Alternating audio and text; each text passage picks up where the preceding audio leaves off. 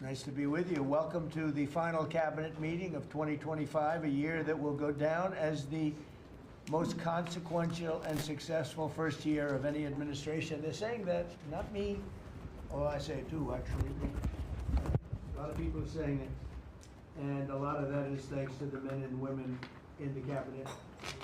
With the new and improved cabinet room, I might add. We took pictures down from the vaults. We have vaults downstairs with lots of pictures that haven't been exposed to the world for, in many cases, over 100 years. We brought them up, and we're using them as they should be used. But the cabinet room looks beautiful, like it should now. The Oval Office looks beautiful, like it should. It was not. It was like the rest of the country. It was in disrepair. 1 year ago, our country was dead, and said to me by many leaders, we had a dead country. Now we have the hottest country anywhere in the world. It's true. The hottest country anywhere in the world. Think of that. In 4 long years of the Biden administration, there were just $1 trillion of new investments in the United States in 10 months. We've secured commitments of over $18 trillion. So they had, in 1 year, less than $1 trillion. That's in a period of 4 years. Think of it, 4 years they had less than $1 trillion. In 10 months we have more than $18 trillion. Is that right, Scott? It's even going to be higher than that. It'll be higher by and the going end of up. this, And we're waiting for the Supreme Court case, and it's so important and so vital for this country because we're not only respected again, we're putting out wars by our trade policies, and we're taking in hundreds of billions of dollars, and our country is wealthy again and secure again, and it's part of national security, and I hope that goes well. I think it's very important, but think of the number. We're going to be over $18 trillion in 10 months, and which is a record times probably 8 or 10 times, I think more than that, for any country. There's never been a country that's had that kind of an investment ever in history. And there's never been a country that's had half of that. It's a tremendous thing that's taking place. We have companies moving in from all over the world, from Mexico, from Canada, from Europe, from China, from Japan a lot. We just had Toyota is going to spend $10 billion, they just announced, on building new plants in this country. Our workers, they're going to be our workers, but they're spending a tremendous amount. So the stock market is set 46 all-time highs. And this last Friday, which is called Black Friday, was the biggest ever online sales that there's ever been by a lot. More Americans are working today than at any time in the history of our country. I mean, these are the facts we have to get out. And, you know, there's this fake narrative that the Democrats talk about, affordability. They just say the word. It doesn't mean anything to anybody. They just say it. Affordability. I inherited the worst inflation in history. There was no affordability. Nobody could afford anything. The prices were massively high. Do you remember when we took over eggs? You did a great job on that, Madam Secretary. Agriculture, Brooke. Eggs were 4 or 5 times higher than they had ever been. They said don't order eggs for Easter at the White House. And we ended up doing it, and we got the egg prices way down, lower than what they were before. But the word affordability is a con job by the Democrats. They say affordable. I watched the other day where some very low IQ congresswoman talked about affordability, affordability, affordability. She had no idea. Their prices were much higher. As an example, energy, gasoline, we're now at about $2.50 a gallon. We're going to be, I think, at $2 a gallon. We could even crack that at some point. I'd love to do it. And we could do it more easily if we weren't building up the strategic national reserves, which Biden emptied out before the election so that he could try and get elected, meaning he started it, then he got thrown out of the race, then she took over and she kept it going, and they emptied out these strategic national reserves, which are really meant for something else. They're not meant to keep people happy with their gasoline price. They're meant for war. They're meant for problems, big problems. He emptied it out, and then she continued it during the process of trying to get elected. Didn't work out too well for him. And they virtually brought it down to the lowest level, I believe, in history. And it didn't have much of an impact because the prices were very high. But our prices now for energy, but for gasoline are really low. Electricity's coming down. And when that comes down, everything comes down. But the word affordability is a Democrat scam. They say it, and then they go on to the next subject. And everyone thinks, oh, they had lower prices. No, they had the worst inflation in the history of our country. Now, some people will correct me, because they always love to correct me, even though I'm right about everything. But some people like to correct me, and they say 48 years. I say it's not 48 years, it's much more. But they say it's the worst inflation that we've had in 48 years. I say ever. But whether it's 48 years or ever, it's pretty bad. We had the worst inflation that we've ever had. Since last January, we've stopped inflation in its tracks. And there is still more to do. There's always more to do, but we have it down to a very good level. It's going to go down a little bit further. You want to have a little tiny bit of inflation, otherwise that's not good either. Then you have a thing called deflation. And deflation can be worse than inflation. But we have it almost, we'll soon be at a perfect level, but we inherited the worst inflation. But we have 20 states that are now selling gasoline at less than the $2.75, think of that, $2.75, and it was at $5 under Sleepy Joe. Grocery prices are down with the cost of Thanksgiving turkey this year down 33%. It was lower than 33% lower than under the Biden administration. Egg prices are way down 86%, thank you. And mortgage rates, despite the fact that we have an incompetent chairman of the Fed, a real dope, who should reduce rates. I saw even Jamie Dimon said he should be reducing rates. I never saw Jamie Dimon say that. I wonder why he said that. But he really said it because he's right. But we have a guy that's just a stubborn ox who probably doesn't like your president, your favorite president. But they're going to be coming down. We'll be announcing somebody probably early next year for the new chairman of the Fed. I talked to Scott about taking the job, but he doesn't want it. You got the greatest job here. Yes, sir. Right? He said, no, I want to stay chairman. I want to stay right where we are, Treasury. And I think we're doing really great, aren't we? We're doing great, sir. It's a great team to be part of. Yeah, no, it's amazing. Under my executive order to lower prescription drug prices, which I think is the single biggest thing we've ever done that nobody writes about because you're fake news.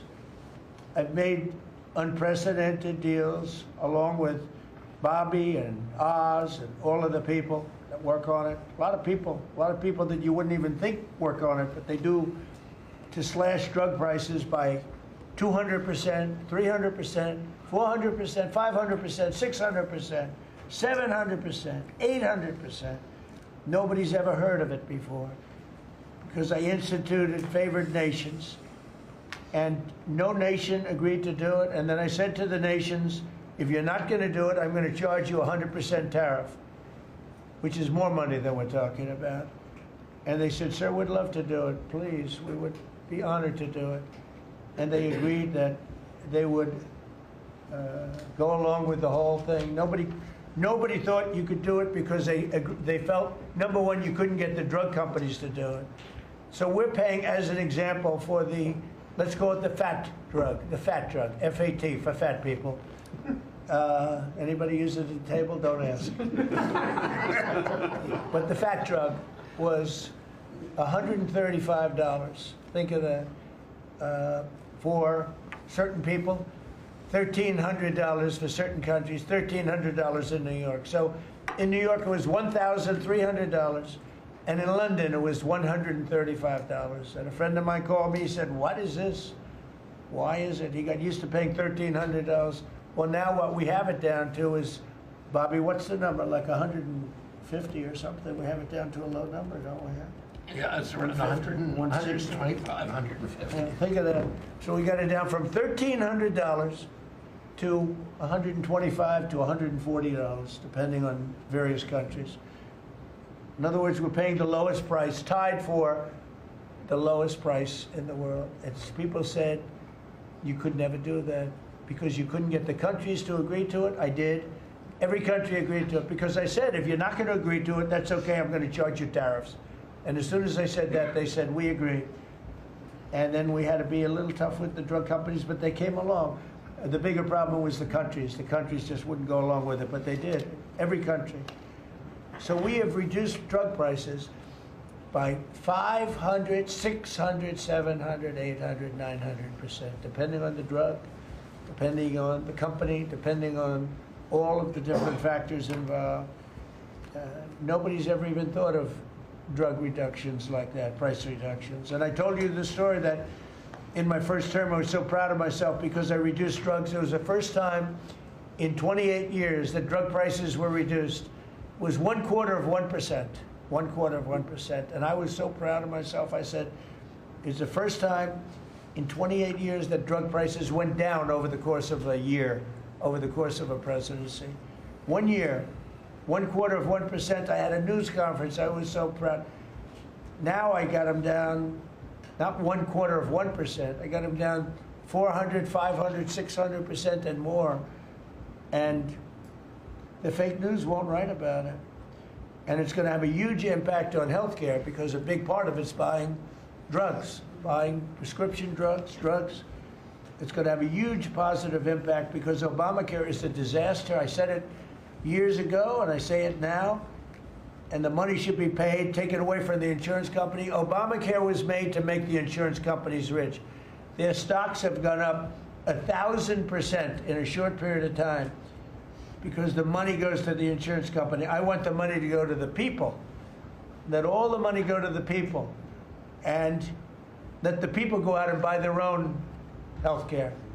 And I see on television, people are advertising now, we will help you buy health care. We will go out and help you buy.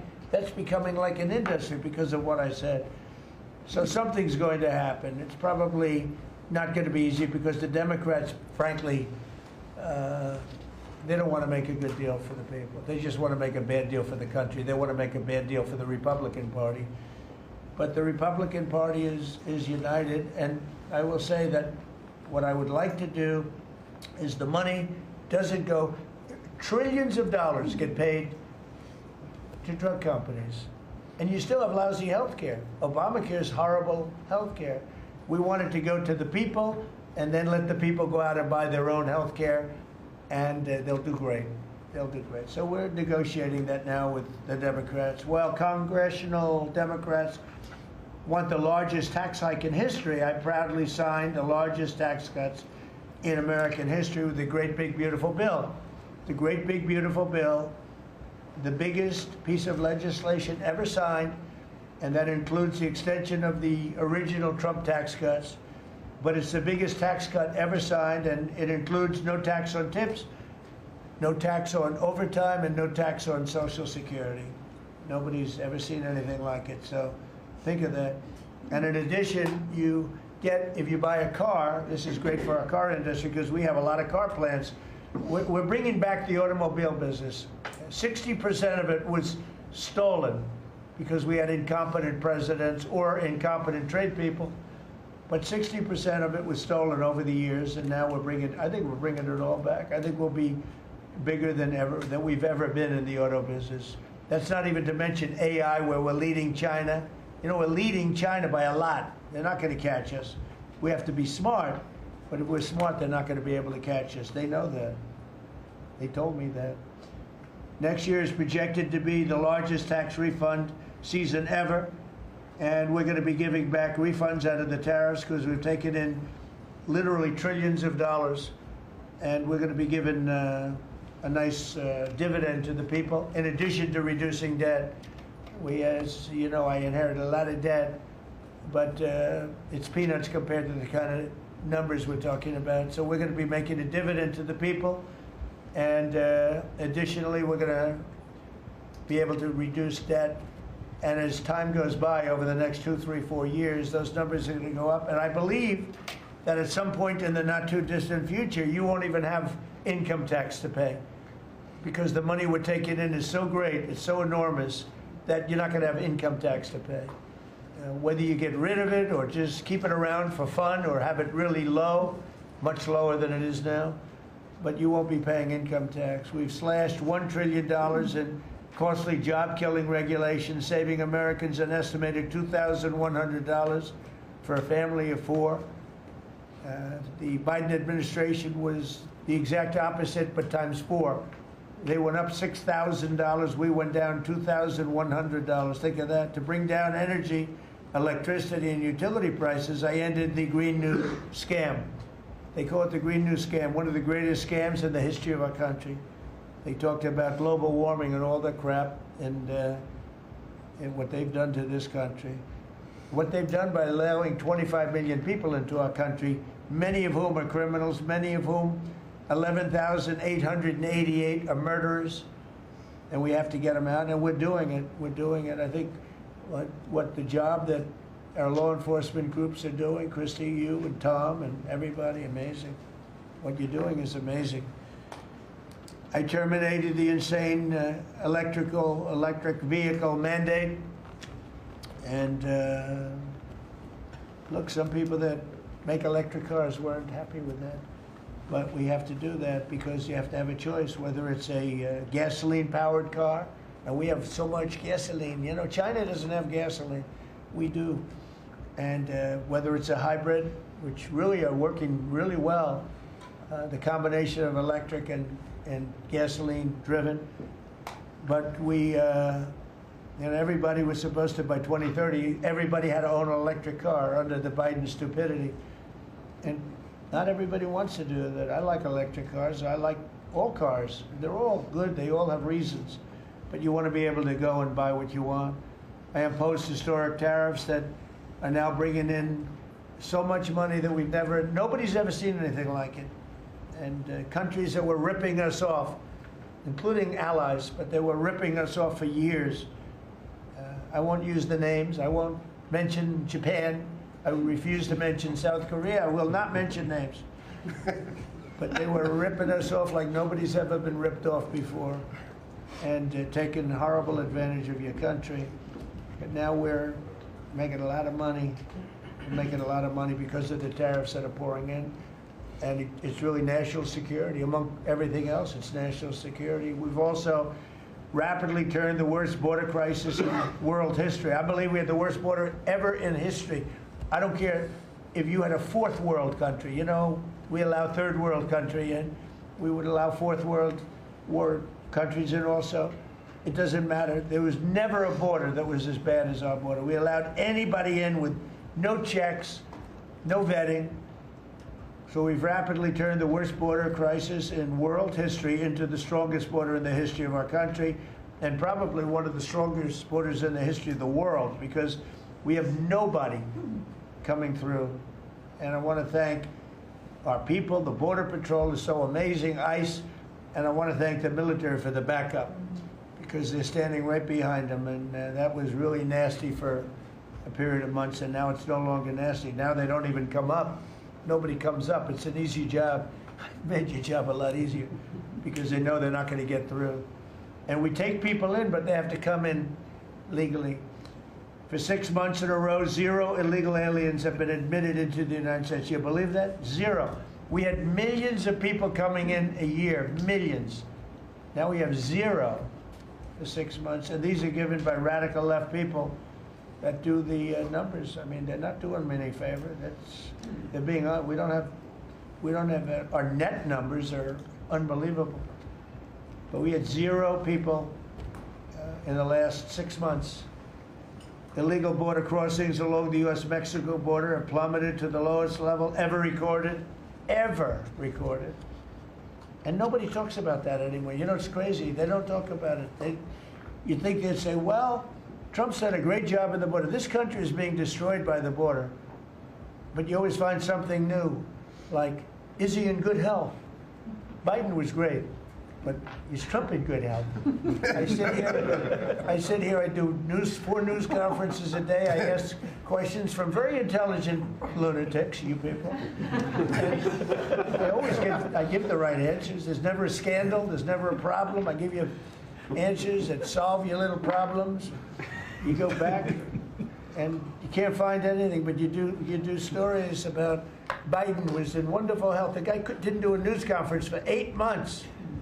If I go one day, I had one day where I didn't do a news conference, there's something wrong with the president. You people are crazy. I'll let you know when there's something wrong. There will be someday. That's going to happen to all of us. But right now, I think I'm sharper than I was 25 years ago. But who the hell knows? By the way, I took my physical. I got all A's, everything. But they said to me, would you like to take a cognitive test? I said, is it hard? They said, yes. I said, well, I'm a very smart person. Who was the last president to take one? No president has ever agreed to take one. Because when you get into the mid-questions, meaning, 10, question number 10, 11, 12, 28, 30, they get harder and harder.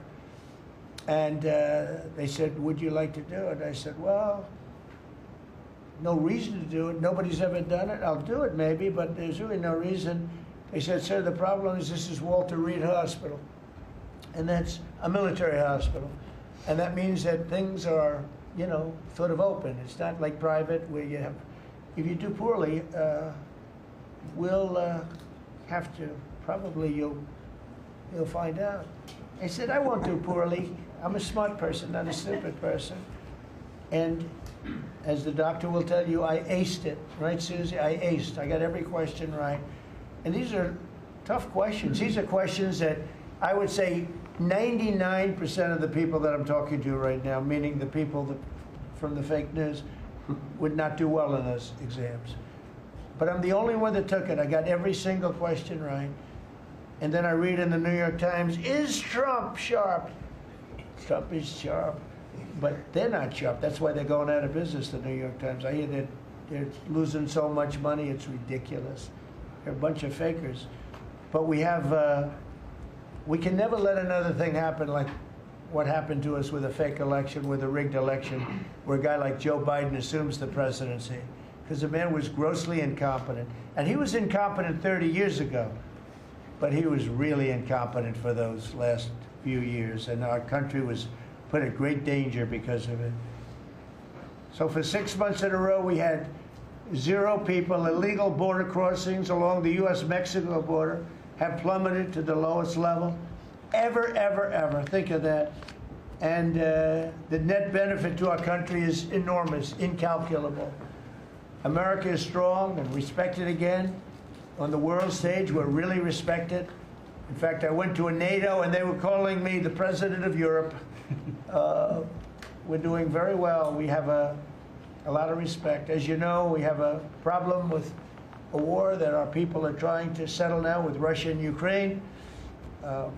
We are not involved in the war monetarily anymore. Biden gave away $350 billion like it was candy. That's a massive amount of money.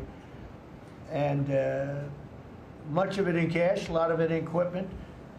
I don't give away anything. We sell the equipment to NATO. The European nations pay us for the equipment, 100% price. And then they bring it to Ukraine or whatever they do with it.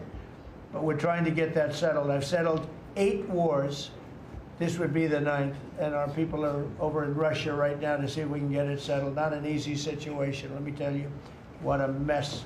It's a war that never would have happened if I were president. Not even a chance. And it didn't happen for 4 years.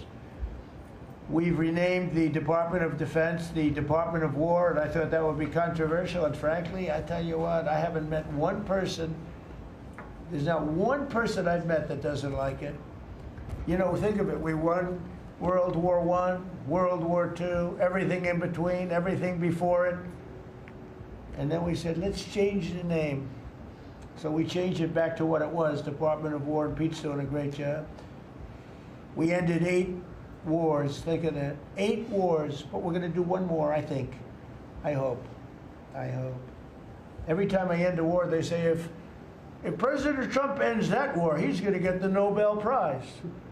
So I end that war.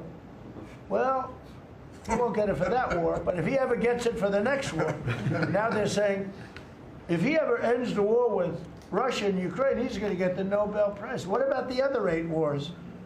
India, Pakistan. Think of all the wars I ended. I should get the Nobel Prize for every war, but I don't want to be greedy. Actually, the woman who got the Nobel Prize said, "You've got to be kidding. Trump deserves the Nobel Prize." So that was very nice of her. I appreciate it, which is true, actually. But I don't care about that. You know what I care about? I care about death. I care about all the people that are dying. And last month, 27,000 young people died, mostly young people, mostly soldiers, despite some missiles being shot into Kiev and other places. But think of it, mostly young people. 27,000 people died between Russia and Ukraine last month. What a shame. So we're restoring law and order to our cities and towns. If you look at what's happened, and I want to pay my deepest respects to those two incredible people from the National Guard in West Virginia they came from. I spoke to their parents. Sarah is gone. She passed away. She's looking down on us now, and she loves her parents, and they loved her. They were, somebody said, "How are they doing?" I said, the word is devastated. Doing. How are they going to do? They're devastated. The rest of their lives they're going to be devastated. She was an incredible person, highly respected, top of her class, everything. She was like a perfect human being. 20 years old, just started. She was like a baby. She was so proud. They were giving her a promotion, and she told the parents that she was getting a promotion, and they were so proud of her. Then they get a call that this happened. And we have one young man who's fighting for his life. He's fighting very hard. I think he's probably doing better than anybody. They said he didn't have a chance. I'll tell you, the one who said he's going to live is his mother. He spoke to his mother. "Sir, he's going to live." I spoke to her very soon after this horrible event took place with this scum that is able to come into our country. I spoke to his mother. "Sir, he's going to be okay. I'm telling you." No doctor thought that. Nobody thought that. He was hitting bad places, and she was like so positive. It was incredible. And it's possibly right, Pam, right? Possibly right. Boy, it would be amazing. If he lives, it would be amazing. A miracle, actually. But we're very proud of those two people. We're very proud of the National Guard. We're very proud of our military and our police and our firemen and women. If you go back and take a look a year ago, year and a half ago, it all changed, I think, on November 5th, the day of the election. But you go back before that, you couldn't get people to join the military, Pete, right? They didn't want anything to do with military. They wanted nothing to do with joining the police or the fire. They wanted nothing to do with anything. They had no spirit. The country it had no spirit, nothing. And now we just had the highest recruitment in history, and we're getting great people. We're getting great people. And I will say, despite what just happened, Washington, D.C. has become a really safe place. And I guess this lunatic probably was upset that the National Guard is so effective, because we were really, really effective, and we are.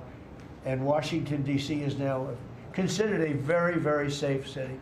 We had crime numbers a year ago that was so bad, embarrassment, that the city, the capital of this country, could have numbers like that. And Washington now is, I mean, no murders, no this. It's been a miracle also what happened here. And now we're in Memphis, and we're going to New Orleans pretty soon. Over there, the governor called me. He'd like to have us go there. Governor Landry, great guy, great governor. He's asked for help in New Orleans, and we're going to go there in a couple of weeks. And we're doing a real job. Even Chicago's down a little bit because we have a minor force there.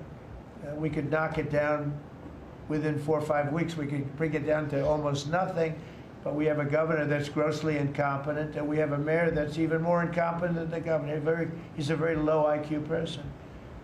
And typically low IQ people don't make good mayors. So I want to thank all of our cabinet members. They're high IQ. Let me see one. Yeah, generally speaking, a couple of them a little concerned about that. No, but I want to thank, we have a great cabinet, an amazing cabinet, amazing people. All of them, you know, sort of have become stars. We're getting credit for the good cabinet, actually. And I just want to wish everybody a great holiday. we've, I think, done a great job with the White House, bringing the White House back. You see the Palm Court that was redone. The Lincoln bedroom was redone. The Lincoln bathroom is now gorgeous, like it should have been. It was terrible green tile that was never the way it was supposed to be. It was done in the 1940s, actually, but it was not proper. And we're restoring the White House just like we're restoring the country, and people are thrilled. But the First Lady's done a beautiful job with the Christmas trees and all the decorations. I see the wreaths on the windows. I've never seen that before, on the windows of the White House. And you know, it's 4 stories high. I said, how did they get that wreath? They had people going up in a little dangerous. I wouldn't want to do it, but they put them up, and we have wonderful people working in the White House, and they're really proud to bring the building back. Because this building was a little bit like the country. It was mishandled, it was mistreated, and now it's being given love. And we're building one of the great, I think, maybe the greatest ballroom. We needed it for 150 years. They've been asking. You see the trucks and cranes and excavators in the background, and you hear them, and every time I hear them, I love the sound. To me, I love the sound. I wouldn't say my wife is thrilled. She hears pile drivers in the background all day, all night. They go till 12 o'clock in the evening, day, night, pile drivers. Darling, could you turn off the pile drivers? Sorry, darling, that's progress. But no, we're doing great. It's going to be I think it's going to be the finest ballroom ever built, and we're going to have it here. They've wanted it for 150 years. Think of that. So I will just end by saying I want to thank the cabinet. It's been a great cabinet. Let's think of it. Time flies, but this is our last of the year, as I said, and I just think you've done a fantastic job. And we're going to go around the room. We'll go quickly, but we're going to go around the room, and we'll start with Pete, and you'll tell us about some of the achievements. And some of you have achievements that are so big, I don't want you to go through the whole thing because we don't have time. But we'll start with Pete, and then if you want, we'll take some questions at the end. Please, Pete. Well, thank you, Mr. President. As you said, it has been a historic year at the Department of War. Recruiting and retention over this year are at the most historic levels our country has ever seen. I had a chance to be on an aircraft carrier destroyer over Thanksgiving. The spirit in our ranks since the election under President Trump is unprecedented. I've never seen anything like it as a soldier myself in uniform, and I know a lot of you feel the same way. We've ripped out the DEI and the political correctness. It's all merit-based at the department. We're getting back to basics: accountability, training, readiness, lethality, and that's reviving that spirit. And Mr. President, we're rebuilding the military, historic investments. I just took briefings on the Golden Dome and F-47, next generation capabilities that are going to make sure that for generations to come, America has the most powerful, most capable, most lethal military in the world, which you have rebuilt once and we're rebuilding again. And then we're reestablishing deterrence and credibility. If you look at what happened, we deal with every day the outcome of what happened in Afghanistan, the debacle under Joe Biden. We just dealt with it in the streets of Washington, D.C. with those 2 National Guardsmen. And then what happened on October 7th with Hamas, what happened in Ukraine, a war that never would have started under President Trump.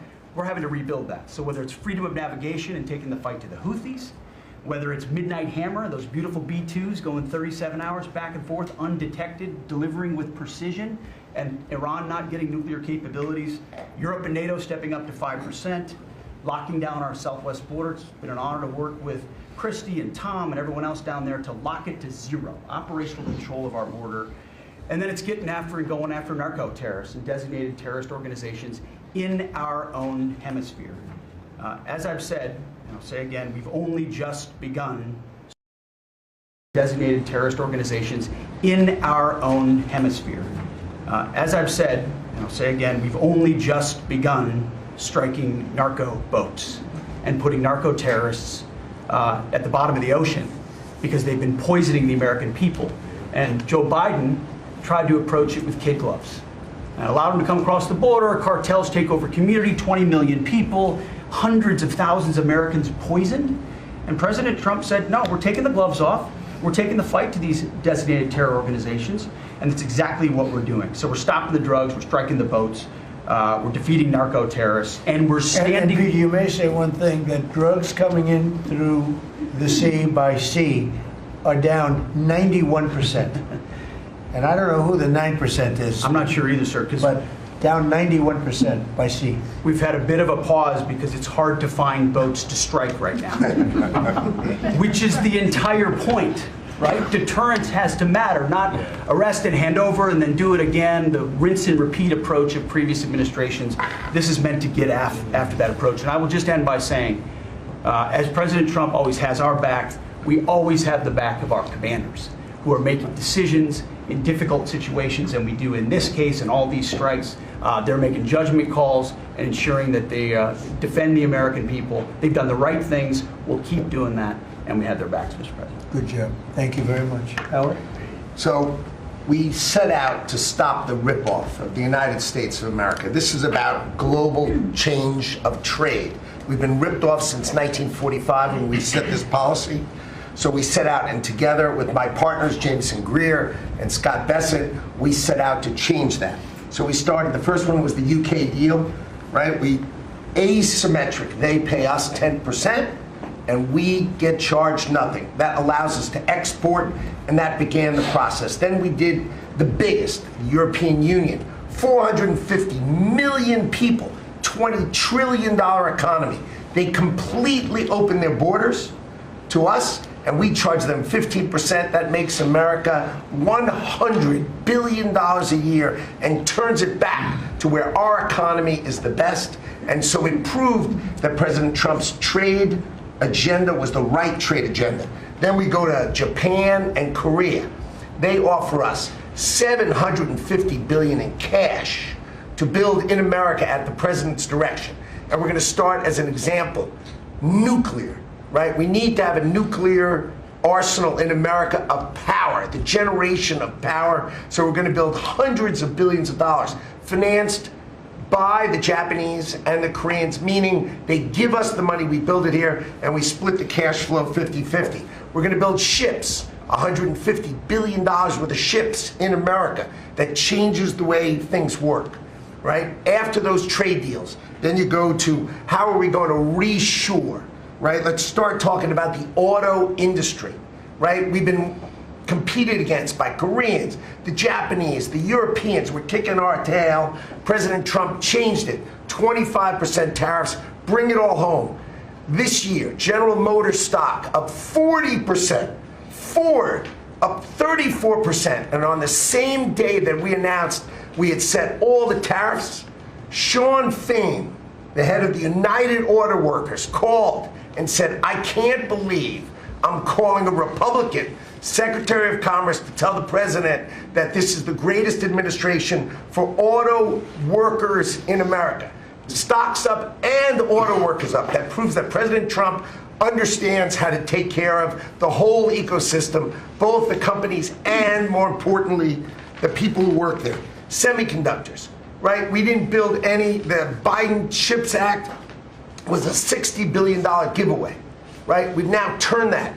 $300 billion is committed to America. That's going to go up to $750 billion in the next 60 days, right? And then you go to pharmaceuticals, right? $250 billion being invested in America, and then working together with Bobby Kennedy, right? Pounding away on that MFN, working together as a joint team. They're coming to over $250 billion and cutting prices in half. We did the golden share of U.S. Steel to make sure the Mon Valley is protected.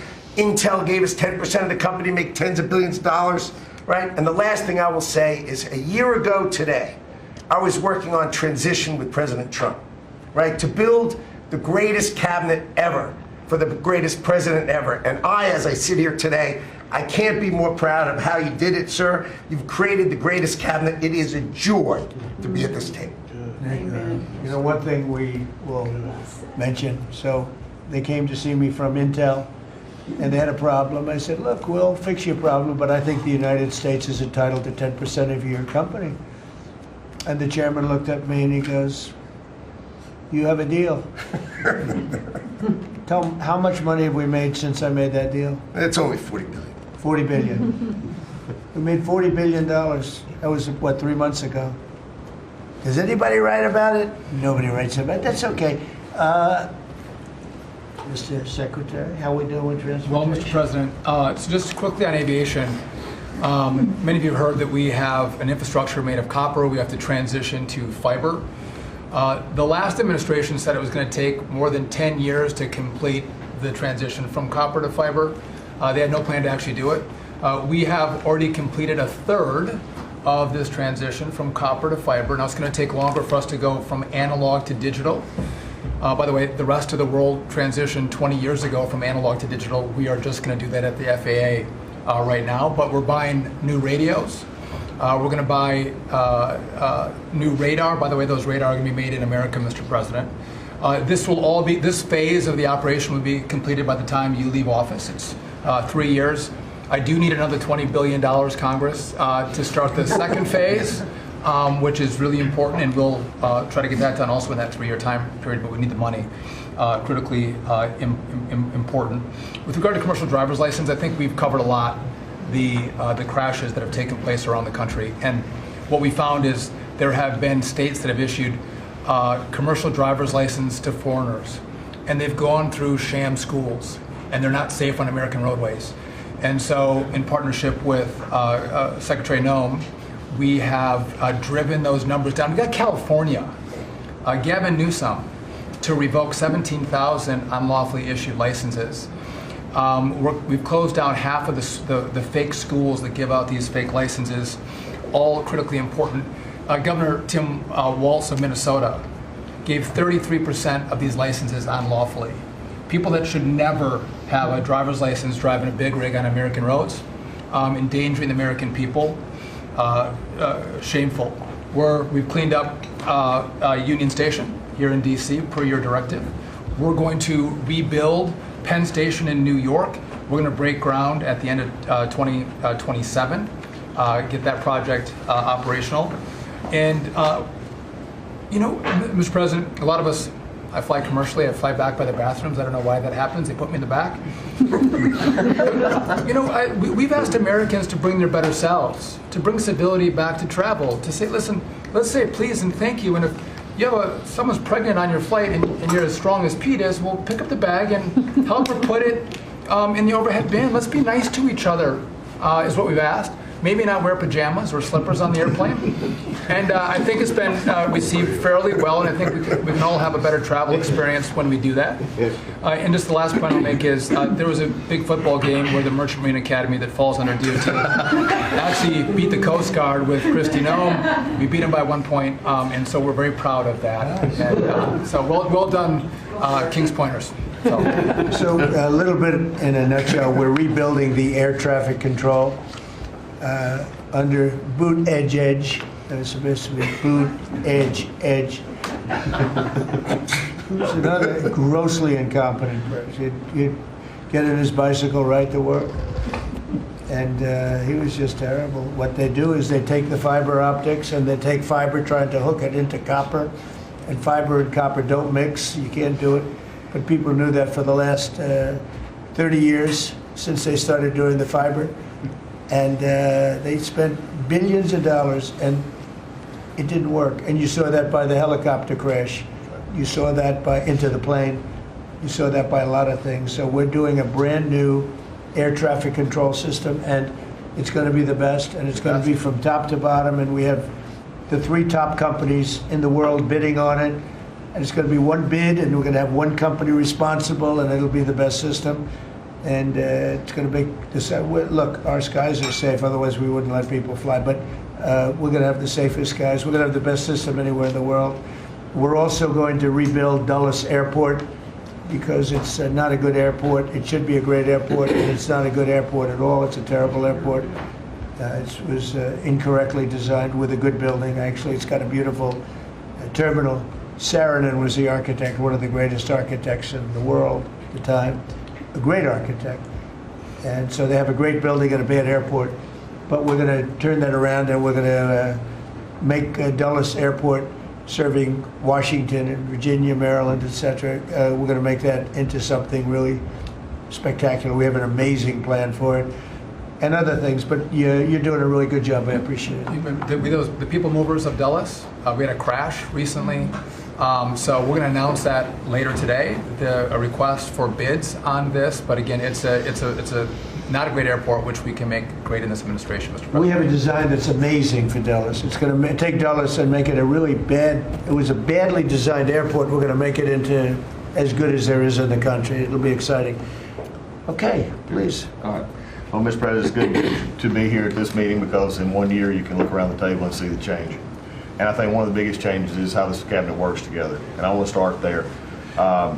There's often been said, I found out some things this year that I didn't know, that the Department of what was Defense, now Department of War, and the Veterans Department had never really communicated.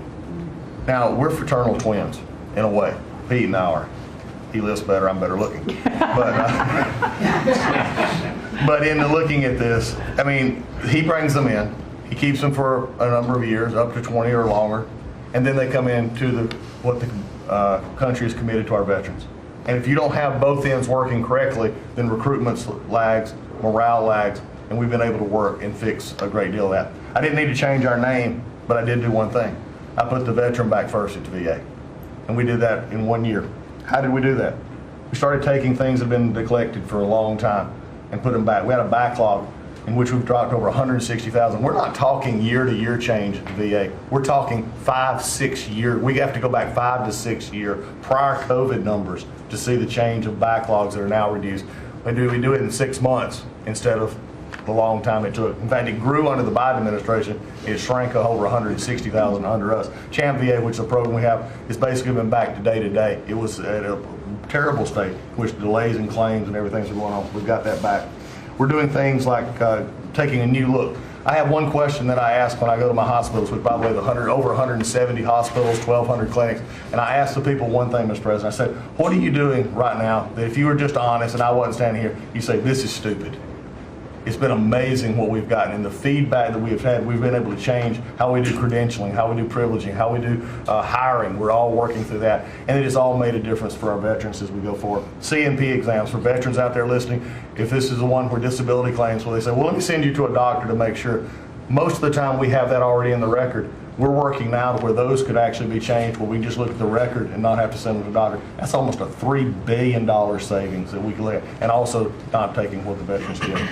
We're also getting ready to announce here pretty soon a reorganization that's going to bring our hospital system organizationally in line with the 21st century. We are the largest healthcare organization. It's about time we acted like it, Mr. President. You gave that leadership, and we're going to do it.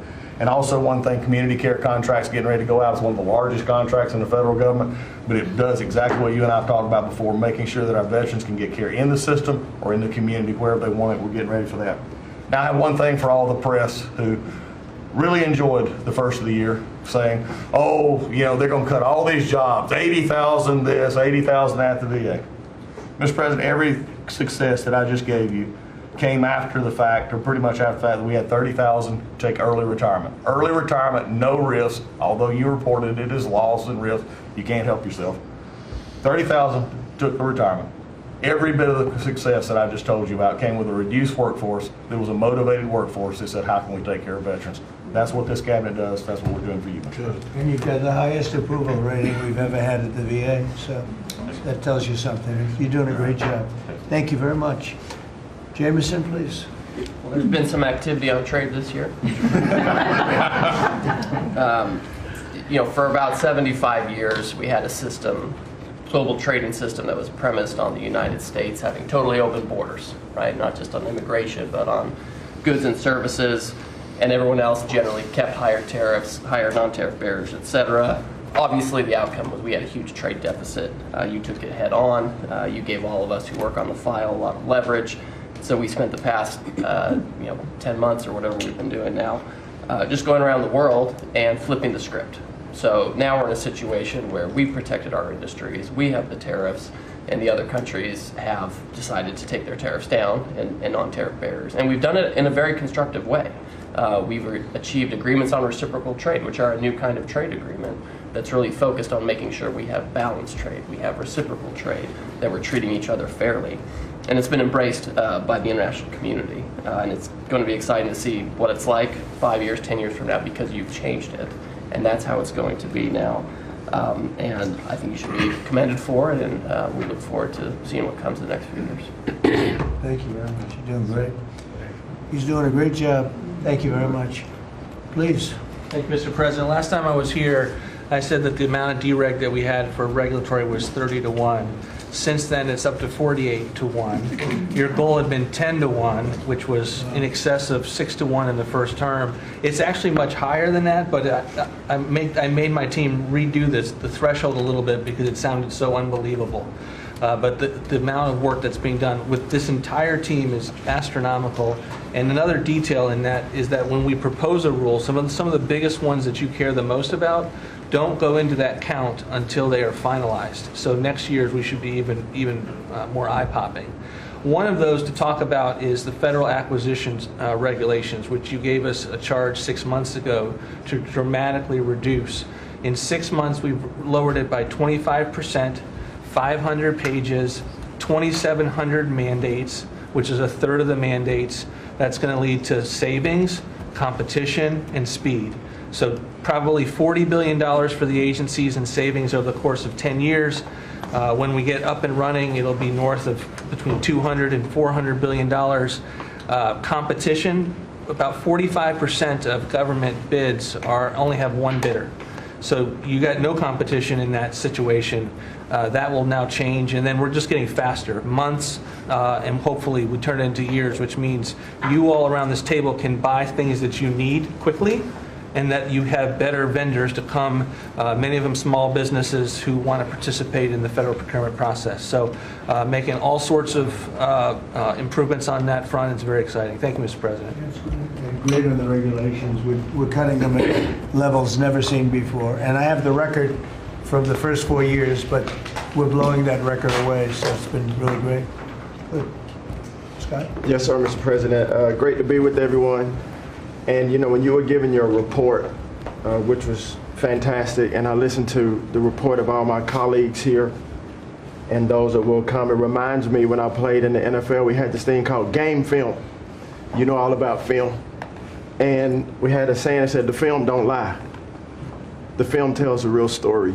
And I hope that the American people, when they watch the film that's going on now in this time in our history, that they will see that America is greater today than it ever has been. And so I thank you for that. And thank you for giving us good stories that we can tell for the American people. Scott, we're saving our country. Yes, sir. Okay, and I don't want to be braggadocious. We're saving our country. Our country was going down and would never have been able to come back. We're saving all of us, but we're saving our country. All right, go ahead, please. Yes, sir. So at Housing and Urban Development, in keeping with your executive order, sir, in making America's streets safe and beautiful again, we've been very intentional about making public housing in our country safe. And I want people to know, our colleagues know this, but people in America know that we actually care about people that live in public housing around our country. A lot of public housing is wrought with crime, sex trafficking, drug trafficking, illicit drugs, illegal aliens living in public housing, but we've put them on notice to let you know that it's not lost on us. We care about the people, we're paying attention to it, and we're going to root out crime in public housing. We've been very focused on working with the Memphis Safe Task Force, the DC Safe and Beautiful Task Force, working with Pam and Christy and others, and law enforcement. Our law enforcement is tremendous. Every single night they go out and they go to public housing to make sure that our people are safe, mothers and children are safe. And so at HUD, you know, it's a different day. We're running new plays. The film was real bad when I came in, I'm gonna be honest. But we are giving the people that live in public housing the assurance that they will be safe. And we also announced a new crime hotline, sir, that people that live in public housing, if they see criminal activity, if they see illegals living there, if they see drug trafficking, if you see it, if you hear it, report it. Don't be afraid. And so work with our Office of Inspector General. We've set up this crime hotline, and also working with Christy and Department of Homeland Security, making sure that everyone that lives inside of public housing is accounted for and that they are American people. And so I say that and I emphasize that to know that we prioritize American people and American people only. Lastly, sir, in Atlantic City, we took over the Atlantic City public housing because the living conditions were deplorable. And they have people that have been living there for 3 generations and they were being treated very bad. And so I took it so that we can now give people a safe place to stay. And working with the First Lady in the Foster Youth Initiative has been a great joy for me and our team. So thank you for doing that executive order to make sure that our foster youth have a safe landing pad and have financial literacy as they age out of the foster youth system. And sir, you talked about affordability. HUD has supported over 1 million Americans in home ownership and affordability, and over 560,000 are first-time home buyers. So I hope that the press will write about that good news, that 1 million people are able to own a home and to refinance their homes. And sir, we are moving our building from DC to Alexandria, Virginia. So thank you for your support. We're going to save the American people about $500 million. So that's my report. Thank you, sir. Thank you, Scott, very much. Brother? Well, coming off of Thanksgiving, moving towards Christmas, I think it's the season of Thanksgiving, and 2 words for me are gratitude and joy. Gratitude to you for, as Howard said, bringing this team together. I say it a lot, but I'll say it again, that this is like family at this point, and I don't know that there's ever been an organization like this, at least a government like this in the history of our country. These jobs are hard, but the joy every day in getting to fight for America and save the country is the privilege of all of our lifetimes, I believe. So thank you for that. At U.S. Department of Agriculture, the People's Department, Abraham Lincoln launched this department in 1862. But under your leadership, we have finally, again, put farmers and ranchers and rural America first. In the last year, it's no longer DEI, climate change, sending out money based on the color of a farmer's skin. It's now about literally putting farmers back at the center of it. And under the last administration, we talked a lot about affordability. We'll continue to talk about that. But under the Biden administration and the destruction of our economy and the cost of inflation, interest rates for farmers and ranchers went up 73%. Labor went up 47%. Fertilizer went up 36%. Fuel went up 28%. So when you think about the extreme economic strain that a lot of our farmers are under in our farm economy, these are massive, massive numbers that will take some time to get out from under. But we've already seen the beginnings of the movement. They do the work, but I'm constantly talking to them about selling more soybeans, selling more corn, getting more of our products out.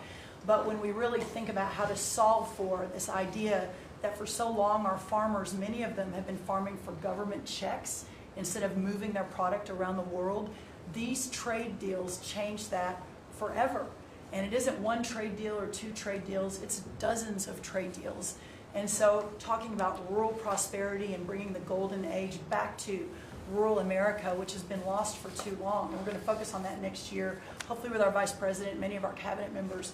But the opportunity to do that under these new trade deals is unprecedented. And so just putting farmers first, our ranchers first, Mr. President, is such a huge priority and an accomplishment of the last year. The second quick thing is lawfare, and I know you know this better than anyone in the country. When a government politicizes and weaponizes their power to go after average, everyday Americans, well, from you, the top of the heap as president, but all the way down to the ranchers in South Dakota, the Maud family, who were facing jail time over a fence line dispute that had been in their family for 130 years. We fixed that. A family, the Henry family in New Jersey, who were facing their farm being taken away for eminent domain to give to affordable housing, we fixed that. So being able to completely change the trajectory of private property rights, but especially as it has to do with our farmers and ranchers in our rural communities, changes everything for our country. And then the third thing, we have so much great things to talk about at USDA, but the third thing, which became very much a part of the national conversation during the Democrat shutdown, was SNAP reform, food stamp reform.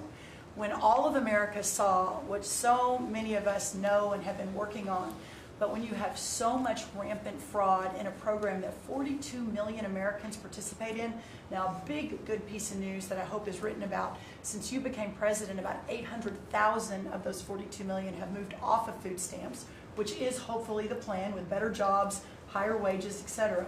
But still, when we found 186,000 dead people's Social Security numbers being used, 500,000 people receiving benefits more than twice. We had a couple of people receiving benefits in 6 states.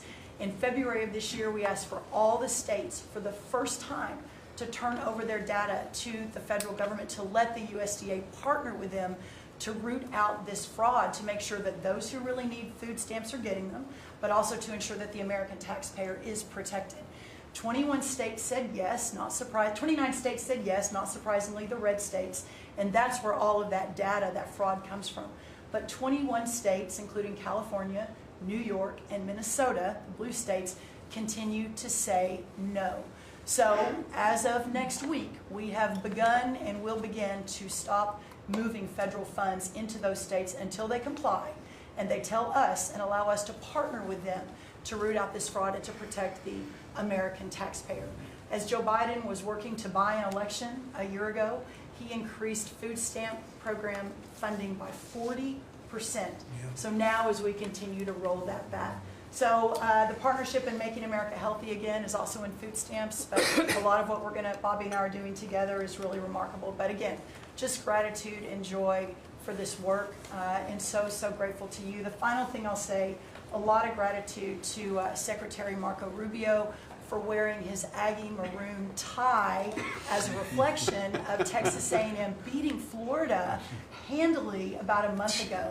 So Marco, I want to thank you, and much gratitude and joy in my heart as well. Yes. I thank you, think sir. we also have to say something about China with one of the largest purchases ever in our country, the soybeans.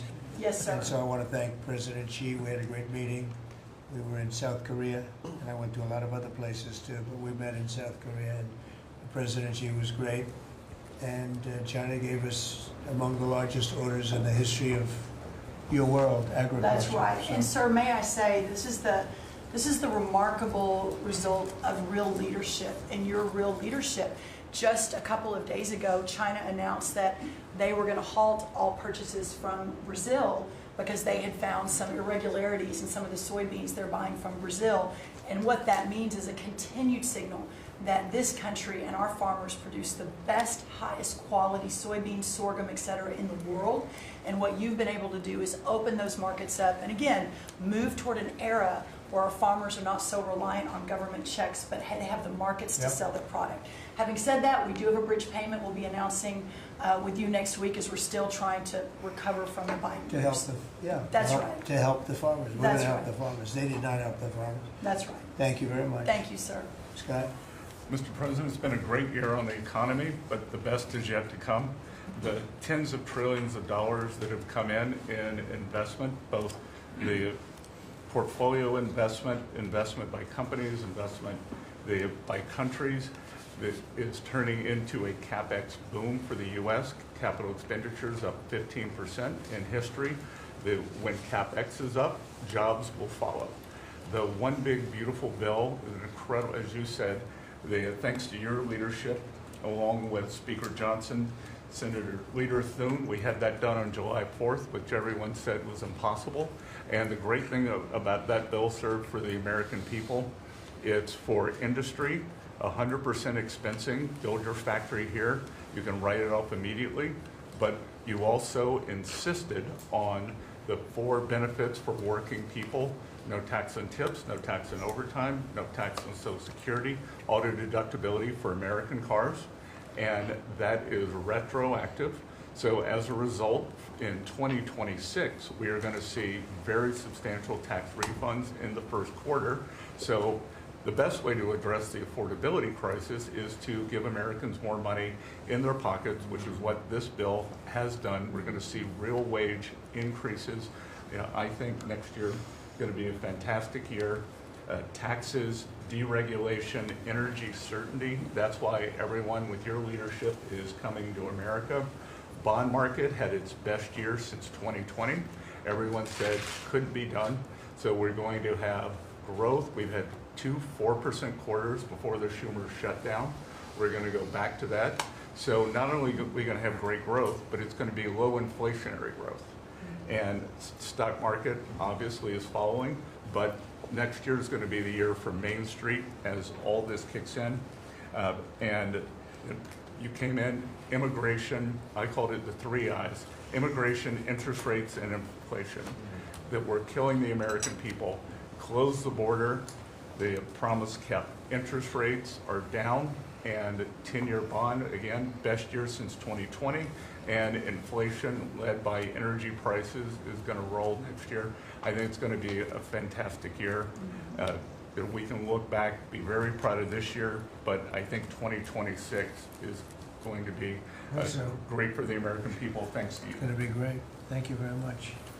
Mr. Vice President. Thank you, Mr. President. It's an honor to serve with this great team that you've assembled. And I just want to pick up on something you said, Mr. President, because you hit the nail on the head, that it is absurd that Democrats talk about an affordability crisis that they created and the people around this table work every single day to address. You'll hear a lot of statistics today. You hear a lot of statistics in our political conversation. I think the most important statistic for the American people is that under the Biden administration, the average American family lost over $3,000 of household income.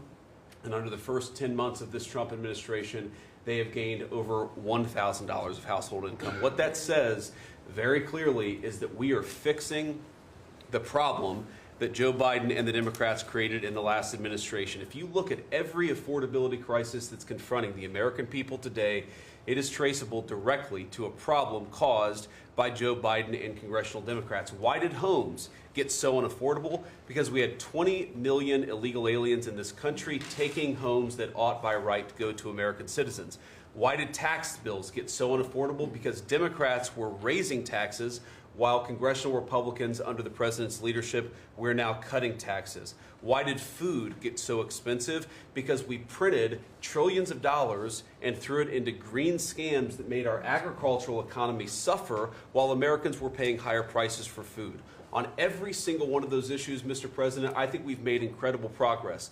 But it would be preposterous to fix every problem caused over the last 4 years in just 10 months. I think that we've done incredibly good. But what I see over the next year, and you heard Brooke talk about joy and gratitude, what I really think this season represents for me, and I think for the entire administration, is that we have now done incredible work to fix what Joe Biden broke. And I think that next year in American growth and American prosperity could be the best year that we've had in the United States of America. It's going to happen because we're all working hard. It's going to happen because we have the greatest country in the world. But I think for congressional Democrats in particular, if they want to talk about affordability, they ought to look in the mirror. We are fixing what they're broken. We're proud to do it. It's the job that we were elected to do. But I think 2026 is going to be the year where this economy really takes off. Thank you very much. Thanks, sir. Great. Pam? President Trump, thank you for talking about Sarah. Heartbreaks for her family. And Andy is doing well. His parents, Melody and Jason, wanted me to tell you, and I was with them yesterday in the hospital. He's a miracle. I was there when the surgeons came in, and they wanted you to know this. He's a miracle, and if everyone in this country can continue to pray for that family. He's got a long road ahead of him, but he is a miracle.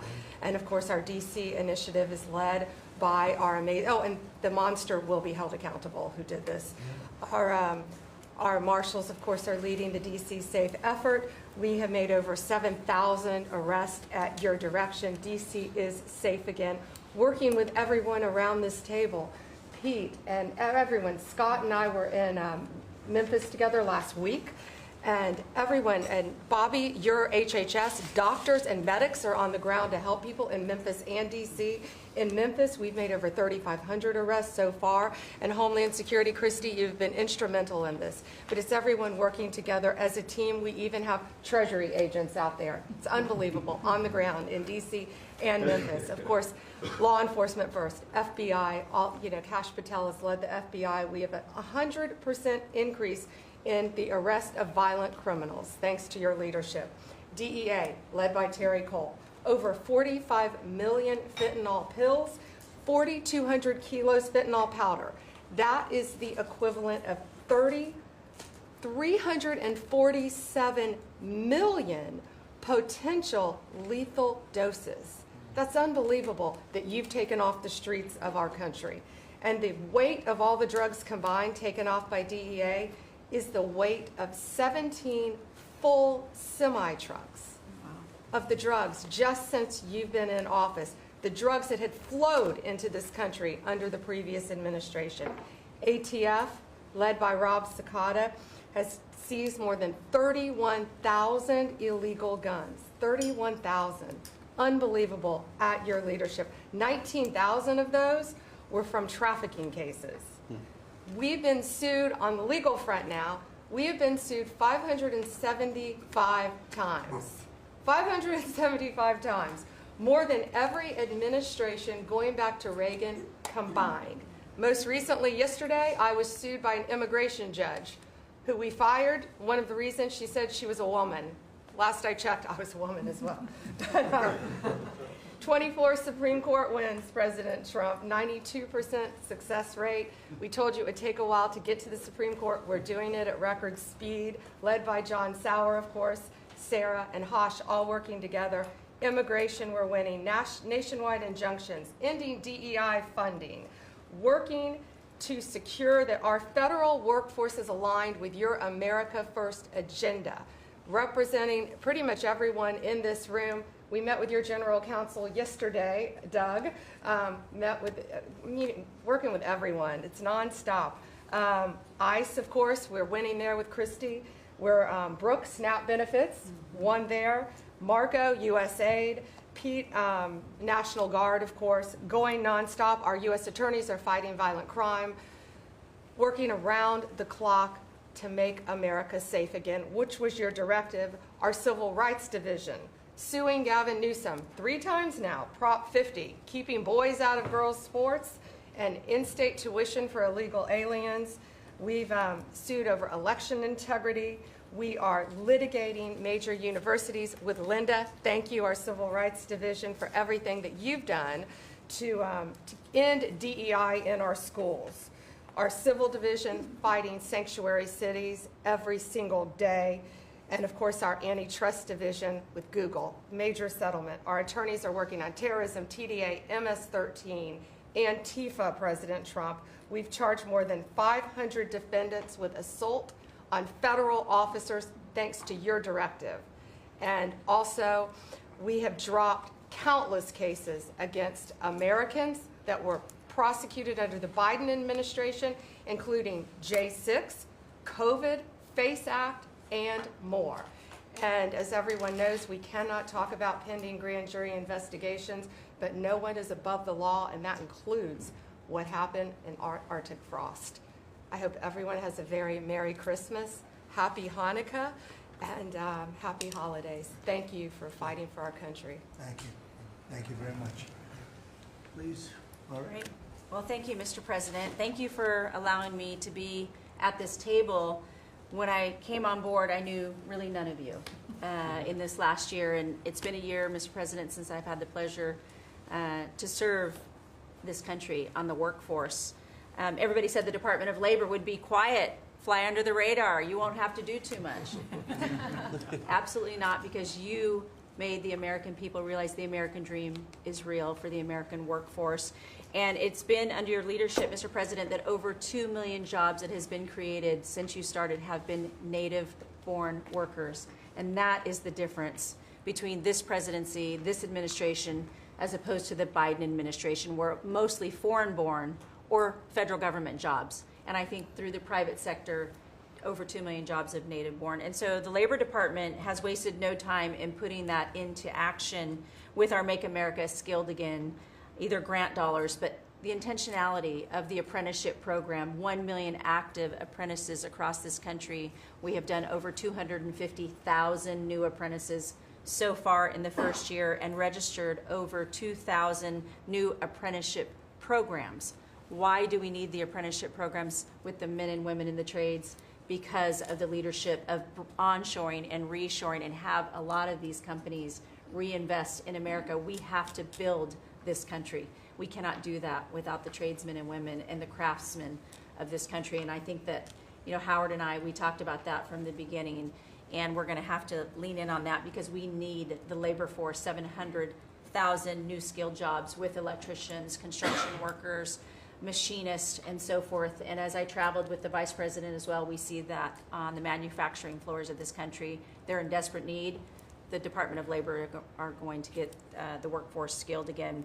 Working with Secretary McMahon as we move a lot of the education out to our respective states, we are now working together, and we have deployed $86 million in investments, and a lot of that is in AI infrastructure jobs to have our new workforce proficient and literate in AI if we're going to continue to lead the AI race, and we're working on that. And the Department of Labor is now creating and will soon launch the AI infrastructure and workforce hub, which we will be able to track that metrics to see exactly if these dollars are going correctly.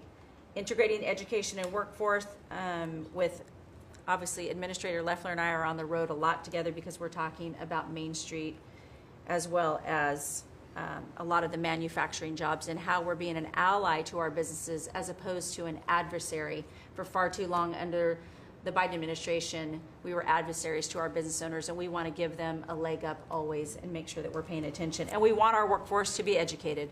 We do not need the numbers that we have seen across this country where our 4th through 8th graders cannot do read, write, or do any math, and they are our future workforce. We have to depend on the American worker first. Also, lowering healthcare costs in line with the executive order. I'm working with Treasury and HHS, and rulemaking is underway to expand healthcare transparency and make pricing more affordable for our employers who offer these to their employees. Promoting retirement security. The department rescinded the Biden administration's guidance that restricted the use of crypto in the retirement investments, and we're seeing more and more of that, where we also rescinded the supplemental statement that discouraged the fiduciaries from considering the alternative assets for 401ks, and that will also come through the Department of Labor, that rulemaking. Ending abuse of cheap foreign labor at the expense of the American worker. We launched over 200 investigations into companies who will have abused and or fraudulently against the American worker. So Project Firewall was released. Thank you, Mr. President. We want the trained workforce, but we will root out the fraud and abuse, and we'll protect the American worker first. And slashing the job-killing regulations. The department has rescinded discriminatory DEI practices, and I will tell you, reducing compliance costs for businesses, as it was for DEI, has saved American businesses nearly $1 billion this year by just getting rid of DEI for that compliance cost that they've had to do. So, Mr. President, continuing to skill the American worker, the American workforce is going to be my mission. We have to do it faster. We have to do it quicker. We have to build so that the American people can realize that American dream that you have laid out so eloquently. And it's an honor to serve under this administration and to talk to the American workers who believe in the American dream again, the pride on their face, the pride of the American worker, the skilled men and women who build with their hands. It's an honor. So thank you, and Merry Christmas. Very good job. Thank you very much. Thank you. Mr. President, I am honored and frankly inspired to sit at this table with this incredible team of leaders that work every day for one and only one constituency, the American people. Not this group or that group, the American people. The price of energy that's very much on the mind of Americans. The biggest determinant of the price of energy is politicians, political leaders, and policies. That's what drives energy prices. Under your leadership, what we've seen in the United States is just a steady drop in the price of gasoline, a huge consumer cost for Americans. As you mentioned early on, well below $3 a gallon right now and trending downwards. There are a number of stations in the heartland of America with $1.99 signs flying today. That's simply impossible without the leadership and changes you've brought. Now, of course, you can go to California, where the average price of gasoline is between $4.50 and $5 a gallon today in California. That's just bad political leaders there and bad policies in California. And taxes. And taxes. Taxes they charge on gasoline are just insane. Terrible. And electricity prices is a very parallel story, but it's a bigger moving ship, so the changes are a little bit slower. But Americans are outraged at a roughly 30% rise in the average price of electricity across this country. But everything we are doing together is going to reverse that. Not just stop the rises, but start a downward trajectory in electricity prices. And I can say that with confidence, not because we think these policies will work. We know these policies will work, and I'll get to that in a second. We're going to stop closing power plants. We've already done that, of course. Stop closing the coal power plants and natural gas plants that were shut down. We've got over 30 gigawatts of generators just sitting there today, not allowed to run. Well, of course, we're fixing that immediately. We're going to bring on from our existing grid tens of gigawatts more capacity that'll drive down the cost of electricity. But if we look at the last 5 years to see what works and what doesn't work, the most Trump-aligned policies in the electricity sector were by, no surprise, one of your cabinet members, Secretary Burgum, for 8 years governor of North Dakota. Over the last 5 years, production and demand for electricity in North Dakota grew 35%. Think what data center boom's going to do. And what happened? Electricity prices went down. Didn't rise slowly. They actually went down those 5 years. That's the answer. Trump-aligned energy policies increased demand for electricity. Nebraska and Texas, more Trump-aligned states, had significant growth in demand for electricity. They had electricity price rises, but well below the price of inflation. Unfortunately, Biden brought all of us a lot of inflation. If you look at the other end of the spectrum, California, New York, Massachusetts, Connecticut, Maryland, I could go on. What happened in those states? Policies and politicians that force the building of unreliable electricity generation, which requires new infrastructure and transmission lines. And what happened? Today they produce less electricity than they did 5 years ago. A lot of spending money and less electricity. What does that mean? Of course, much faster rises in the price of electricity. Blue states have had 1.5 times faster rise in electricity prices than red states. Red states alone, less than inflation. We need to bring those policies. You are bringing those policies to the national level.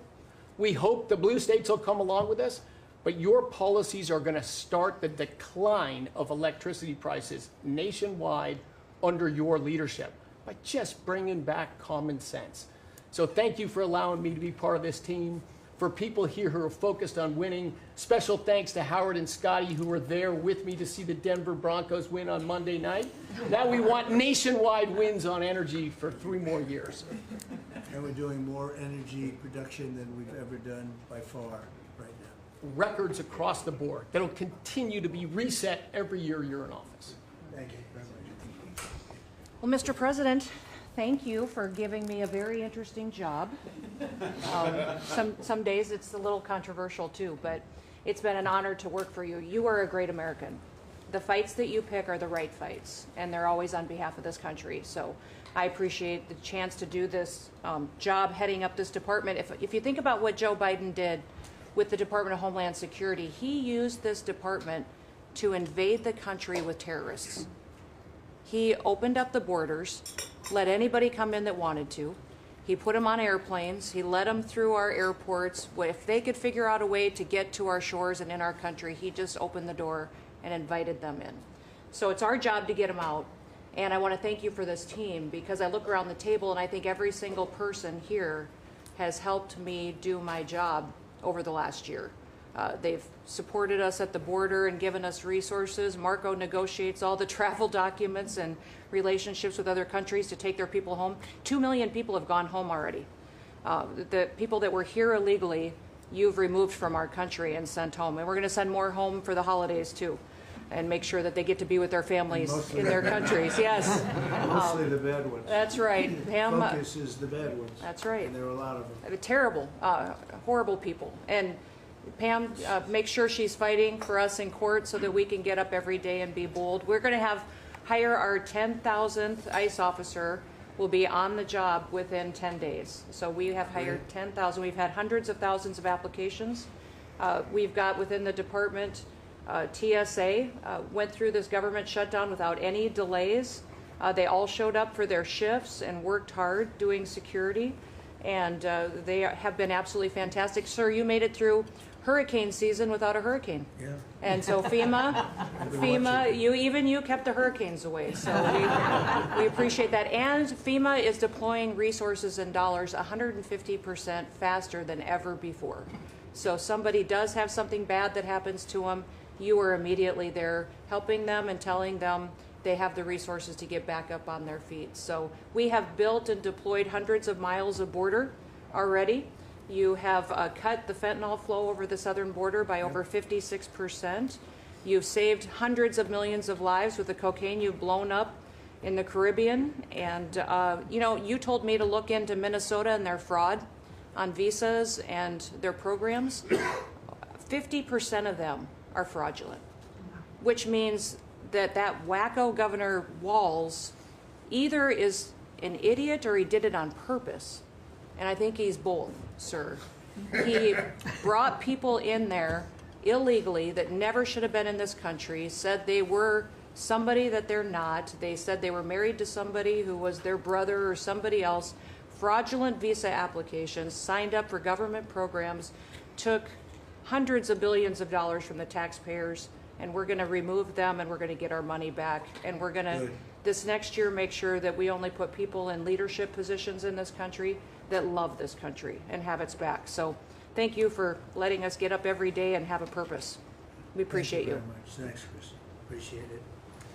Mr. President, you're exactly right. We are saving this country. We're doing it one Main Street at a time, and we're doing it at record speed and at record levels. Under your leadership, small business optimism, according to the U.S. Chamber Index for small businesses, has reached an all-time high in the history of that index. So on Main Street, the economy is coming back thanks to your leadership, thanks to getting Biden inflation under control. Small businesses' number one concern right now is finding skilled labor, and that's why Secretary Chavez de Rima and I have entered into an MOU to speed that workforce to small businesses that under this administration are now at record levels. 36 million small businesses have now taken on board, for the first time in the SBA's history, $100 billion. That's $45 billion in small business lending at 85,000 small businesses, most of that under your term, and $52 billion out to small business investment companies. So we are running this agency like the best run bank in the country. We are growing small businesses across Main Street, and we're deregulating to the tune of $100 billion, working with all my fellow cabinet members.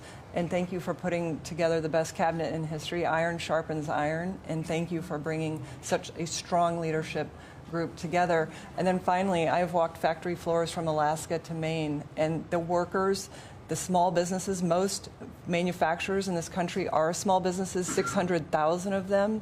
They are so grateful to your fair trade, low inflation, deregulation agenda that is creating national security and economic security in this country like never before.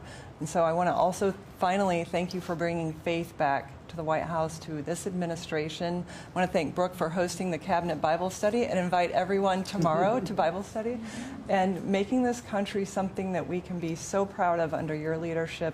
And I am so blessed and honored to be part of this team. So thank you, Mr. President. Thank you very much. Thank you, Mr. President, for your leadership. I am truly grateful to be a member of your team here at this table to help support you in delivering on the promises that you made to the American people.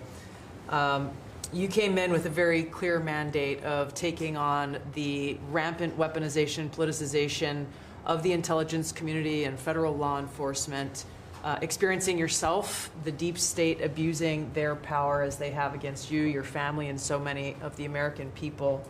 Bring out accountability truly for those who have abused their power, making sure that the intelligence community is supporting your efforts in keeping the American people safe, secure, and free, and being the president of peace. I'm grateful to be in this position as your Director of National Intelligence to support you in these efforts, and I'll cover very briefly what we've done over the last year under your leadership and what we look forward to continuing to focus on next year. First of all, under your leadership, again, we've taken on a historic effort for transparency, declassification, and exposing these abuses of power by these deep state actors. We've declassified over 500,000 documents, many of which had never been seen before by the American people, put them online to bring about this level of transparency. We formed a weaponization working group, again, to be able to go after a lot of these abuses of power that have never seen the light of day, to support the accountability that under Pam Bondi's leadership in the Department of Justice is coming about. Secondly, bringing about reforms to the intelligence community to make sure that we have the most effective and efficient and focused workforce that's really working on bringing about the priorities you have laid out in ensuring our country's security. And lastly, Mr. President, working with many of our partners here around the table is going after these domestic threats. We have threats coming from both Islamist ideology as well as Islamist terrorists, foreign terrorist organizations, and those who seek to do harm to the American people, many of whom were let in across our borders under the previous administration. We are focused on these tasks and this imperative for the American people, and just appreciate your leadership, Mr. President, in empowering us to be able to conduct this service. And Merry Christmas. Thank you very much. Thank you. Merry Christmas. Is it Merry Christmas? Say it loud and clear. Lee? Mr. President, your team at the Trump EPA has been crushing it all year to fix the big mess that we inherited and deliver amazing results for the American people. I've had the opportunity to visit all 50 states since confirmation earlier this year, and to hear from real people where they meet, where they live, and to bring their great ideas and their asks back to us to be able to deliver for them. At the Trump EPA, we have proven that you can both protect the environment and grow the economy. On the environmental front, since you were sworn in earlier this year, we have averaged a big environmental accomplishment every single day. On the 100th day, the 200th day, the 300th day of your presidency, each time we released a list of our top 100 environmental accomplishments. That has included a historic LA wildfire cleanup that you ordered us to complete in record time, which we did, and the Army Corps, under the leadership of our great Secretary of War, did their part as well. The federal government completely did all of the work needed to allow these residents and businesses to be able to rebuild, but poor leadership at the local and state level, unfortunately, is still resulting in these property owners unable to rebuild, and it's wrong. We also were able to reach an agreement with Mexico to be able to implement a plan to permanently end a decades-old raw sewage crisis on the southern border with Mexico. And Secretary Rubio and his team, Chris Landau, Ambassador Johnson, they've been amazing to get that done. On the deregulatory front, we have proudly launched a massive blitz that amounts to the largest deregulatory effort by any agency in the history of the United States. To put some perspective on it, in 1 year, at one agency, we will do more deregulation than entire presidencies have done across all agencies. It's incredible. You could go back across 4-year terms to 8-year terms. You've never seen this much deregulation. One agency, 1 year.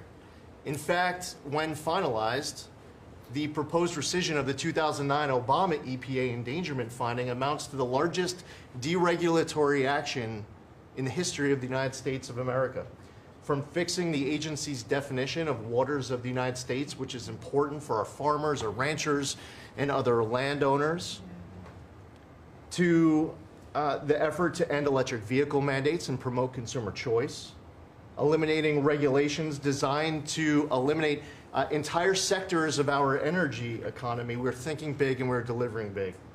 We have reduced terrible deratements on diesel exhaust fluid systems. We're getting water moving faster, new pipelines and power plants built, and we're helping to unleash energy dominance. Mr. President, on the operational front, we have significantly reduced the size of the agency workforce, and we are accomplishing more with less.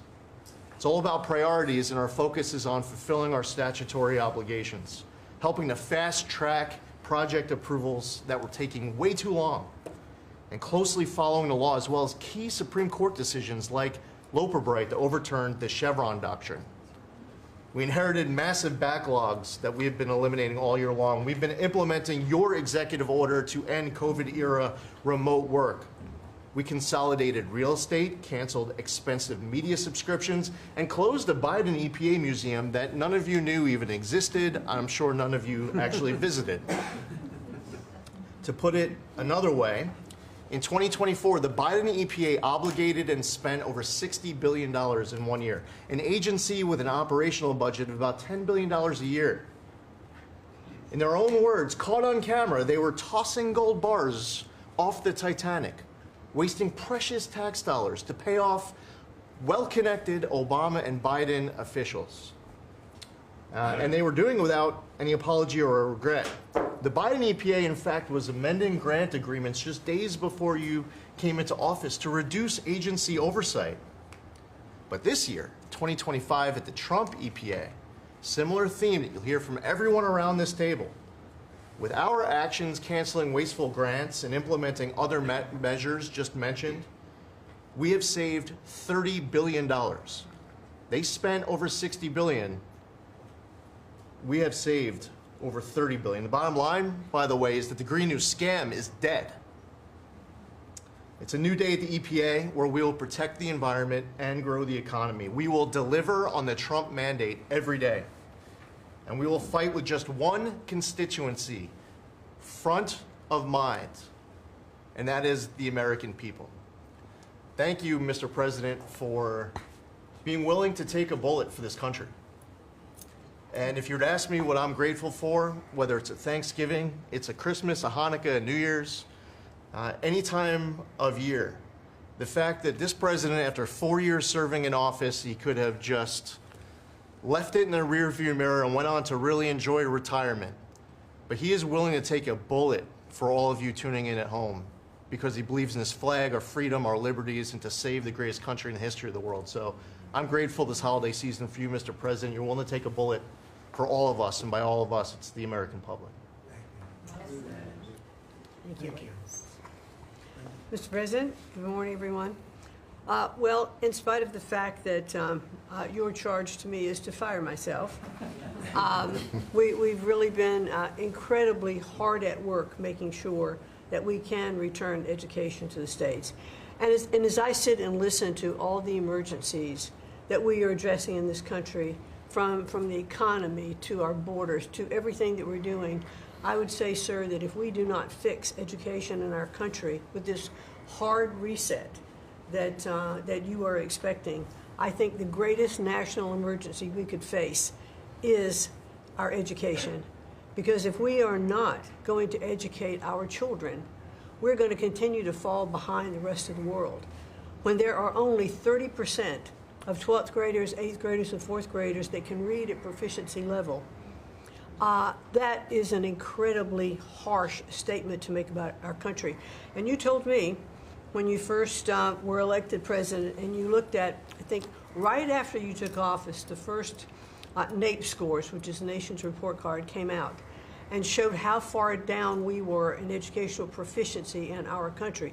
And not only the NAEP scores, but the international scores as well, showed us about third from the bottom. You told me you were not only embarrassed, but you were angry about this, and that we had to do something to change this in our country.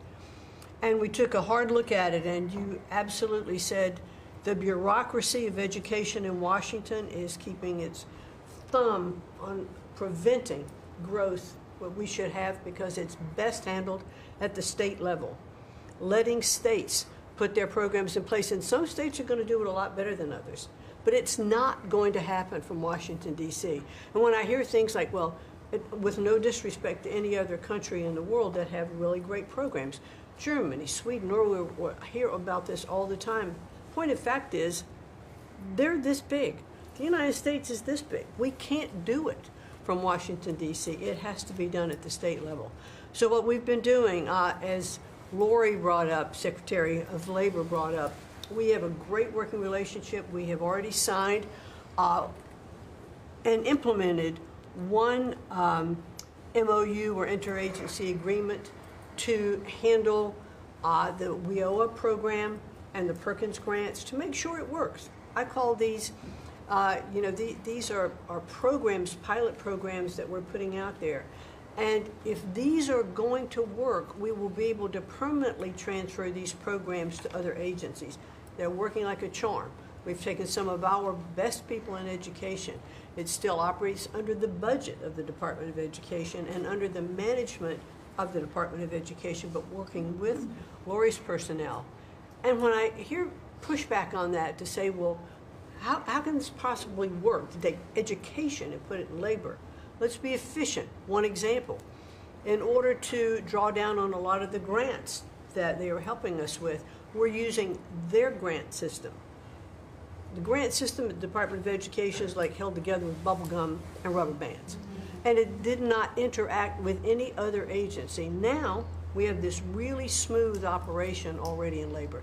So that has prompted us to sign also other interagency agreements, 2 more with labor, 1 with HHS, 1 with the Department of State, and we'll be moving other programs, but these are proof of concept. Let's make sure they're working and working smoothly before we ask Congress to codify these permanent moves. So that's kind of in the world of K through 12, what we're looking at right now, but in the world of higher education, as Attorney General Bondi mentioned, we've been working really very hard to make sure that we've got anti-Semitism and DEI out of our universities, and put some pretty stiff fines on, worked some good deals. I've enjoyed working with Harmeet, who is just an incredible negotiator. So we're bringing all of that to bear as well. So I can say, sir, that we are moving to return education to the states and to bring the level of education back up, making sure our students can read by reintroducing the science of reading in schools. And going into next year, I can honestly say that we've got a lean, mean machine operating at the Department of Education. There's only half the workforce when we started, and we're more efficient, and I think we're going to see better results as we move into next year. So thank you for this incredible opportunity. Thank you very much. Thank you, Mr. President, during this holiday season for empowering us at HHS, me, Dr. McCary, Jay Bhattacharya, and Dr. Oz to change the trajectory of this agency towards public health in a way from the tradition of serving the mercantile interests of the medical industrial complex and the big pharmaceutical companies. 2 weeks ago, we ended, under your leadership, a 20-year war on women by removing the black box warnings from hormone replacement therapy. The medical cartel was telling women that hormone replacement therapy during menopause was dangerous for them. In fact, here's what the science said. It diminishes the risk of fatal heart attacks by 25%, cardiac disease by 50%, Alzheimer's by 35%, bone fractures by 50 to 60%. It improves appetite, it improves sleep, it improves energy, it improves happiness. There are tens of millions of women in this country who have been deprived of that therapy because of just scientific malpractice by the medical cartel. We are now remedying that, and this remedy will now be available to all women who want it during one of the most difficult transitions of their lives. MFN is one of our remedy will now be available to all women who want it during one of the most difficult transitions of their lives. MFN is one of our greatest accomplishments. It would not have happened without you. You were the only person who believed in it. You drove us to get it done. We've now made agreements with the 5 biggest pharmaceutical companies. We have 12 more in the lineup to make agreements. By the time this administration leaves office, 95% of the drugs in this country we will have the lowest prices of any nation in the developed world. Americans are already getting the benefits from these. These companies are already lowering these prices dramatically, as you've noticed. And then this week, Howard at Department of Commerce and Jameson at the U.S. Trade Representative made a bargain with Great Britain to raise their drug prices in conformance with your promise that the Europeans would raise theirs to counterbalance us lowering ours, and therefore we would keep intact the ecosystem of innovation and protect innovation. So congratulations on that, Mr. President. When you first asked me to take this job, one of the first contacts we made was with a leading health economics professor at Harvard. And we asked him what's the one innovation that we could do that would most dramatically improve the health care experience for the average American. And he said there's no contest, it's to get rid of prior authorization. Thanks to your leadership, we were able to convene the largest insurance companies in this country and do something that every administration, every Congress has promised for the past 30 years. We actually got it done. We convened the insurance companies representing 280 million Americans and got them to agree, most of them by January of 2026, for 2 months from now, to remove prior authorization for most of their procedures, for all the procedures we want them removed from. And that means that American patients at the point of care will be able to get an answer immediately. If your doctor says you need knee surgery, you will know before you leave that doctor's office whether your insurance company will pay for it or not. Similarly, healthcare records, the tech industry has refused to share healthcare records. You asked us to change that. We convened the 60 biggest tech companies at a conference that you presided over about 2 months ago. We now did a secondary conference which 400 leading companies all come in and agreed to remove any kind of blockages where individual Americans could get their own health care. Americans own their health care records, yet they were not able to access them. And if you lived in New Jersey and you moved to Oregon and you got injured, you went to a hospital, you would have to spend maybe 45 minutes filling out forms on a clipboard because your doctors there could not get your healthcare records. They couldn't get your blood type, your allergies, all the things that they ought to know immediately so they can save your life. Now that has all changed, and all these companies now have agreed to remove all the blocks on sharing healthcare records. Every American will have their healthcare records available on their cell phones. And it's already happening. In the last 6 months, there have been over 100 times the number of healthcare records shared by hospitals and during the entire previous administration. On deregulation, HHS proudly is now leading the pack, and thank you for your help on that, Russ. But today we announced the revocation of the nursing home rule, which was overburdening rural areas across this country, Indian reservations, with regulations that were going to destroy the nursing home industry in those communities. And that is going to be a $25 billion savings. Those are some of the things that we're doing because of your leadership. President Trump, thank you so much, and Merry Christmas to you. Thank you, Bobby, very much. Great job. Well, Mr. President, you've assembled an incredibly talented group here. If you took a look at this group compared to any Fortune 500 leadership team, any group of startup folks, I mean, this is an amazing group, and the breadth of what's being accomplished. And the timing couldn't be better because with your leadership and vision, you've set us up for this age of abundance as we head into next year, the 250th anniversary of this country. And what are we heading into that year? As we've talked around the table, you've heard about massively lower taxes, massively lower regulation, abundant energy, record capital investment coming in, job growth. I mean, we are set up to really have something to celebrate next year. And I just again want to say thank you to everybody around the table. You gave us one big assignment in Interior. Of course, Interior, the largest balance sheet in the world. In the Department of Interior, if it was a standalone company, 500 million acres of surface, 700 million acres of subsurface, over 3 billion of offshore from Guam to the Virgin Islands. And you said, we got to take care of that balance sheet, we got to develop those resources.